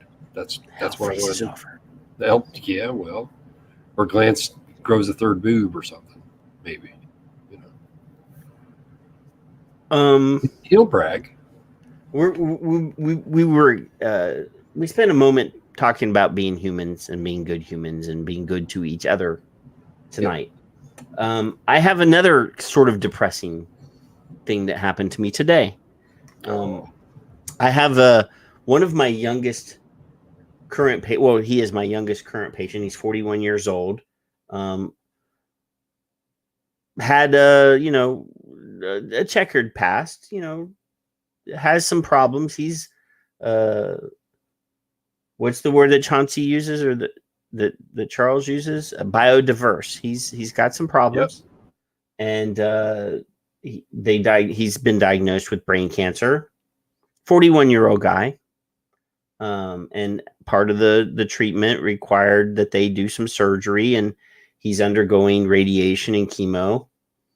And he's stuck in a wheelchair because, when they do brain surgery, sometimes there are side effects, and he's rehabbing his way back to being not in a wheelchair. But this week he went, he was a car salesman. Speaking of, because I'm buying a car tomorrow, but not from him, because that would be inappropriate. But he said that his mom took him to go visit his coworkers, and he went in a wheelchair. And he said to me that he was embarrassed. He texted his friend afterwards, and he said, I feel like I look stupid. And I was just like, dude, if your friends would respond in a positive way by saying that, yeah, you look kind of stupid in your little wheelchair, they're not your fucking friends. No. If people judge you for your problems, then they're not your fucking friends. No. And you should never be embarrassed or ashamed of who you are.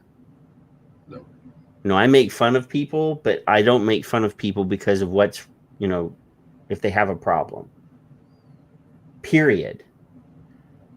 We need to learn not just that in the vaping community that they're humans. There are humans everywhere, and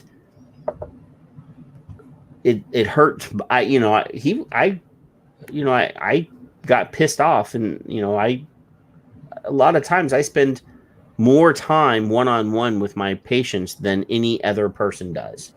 Counseling as well. And a lot of what I do, I mean, if I want them to trust me, I have to be a human to them. I have to listen to their problems. I have to, help counsel them that there's nothing wrong with being different. There's nothing wrong with having problems.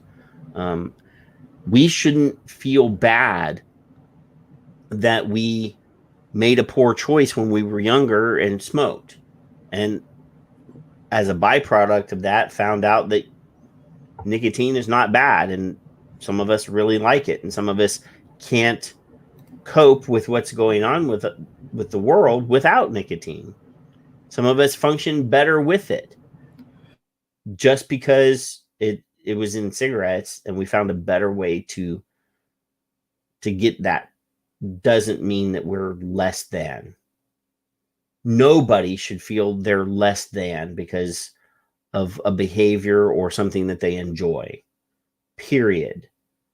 And that can be used in any fucking way you want to place it. You shouldn't feel bad for being who you are. So, love you guys. Everybody that's in the chat room, quite a lot of people hung out with us tonight. We love you all. And like I say every fucking week, when we're done here, go find your kids, make sure they're tucked and safe in bed, give them a kiss on the head, go find your significant other, your life partner, your whatever, plan a big wet one on them, enjoy the weekend. This is the 4th of July for our Americans. Monday is a day off for me at work, but the 4th of July is Sunday. Enjoy the barbecue, have the fireworks. If you're one of those people that likes to go out and shoot their gun into the sky, do that. Make noise and let everybody know that you're here. This is our way. This is what we do. This is the way. We are loud people, and we want to be loud when we celebrate. So enjoy the fact that the 4th of July is our Independence Day. Yep. And we should remember the vigor with which our founders earned that independence. Fight for what you believe in. Stand up for yourself. And we'll see you next Friday. Bye. I didn't have the tab open. I got to. What up? No. Bye. No, never give up, never surrender. We're exporting a whole lot of really bad and dangerous rhetoric, bad research, and unfortunately it's being picked up and amplified in other countries. Never forget the elephant in the room. It's actually such a big elephant that I don't think people can even breathe in that room, because such a huge elephant is number one reason of the number one preventable cause of death in Australia. So when you are taking a precautionary approach, when you're like, no, we just don't know enough, I just tell them, shut up, because that just I don't know is killing people right now. We're worried that, in fact, a lot of members of the public still think that using an e-cigarette is as harmful as smoking a cigarette. I mean, I have said that it would be tragic if smokers didn't quit and carried on smoking because they hadn't tried an e-cigarette, because they were worried about the safety of an e-cigarette. It's not about really quitting smoking. Their ideological viewpoint against vaping is so strong and so weird. Like, honestly, it's just weird. I don't know why it invokes this incredible sort of anger from these people. I mean, this colleague of mine said to me when I first moved to get the inquiry up, her comment to me was, why don't they just use a patch? And I said to her, do you smoke? And she's like, no. I said, have you ever smoked? And she said, no. And I said, well, shut up then. You don't know how hard it is to smoke. Engorged, penis.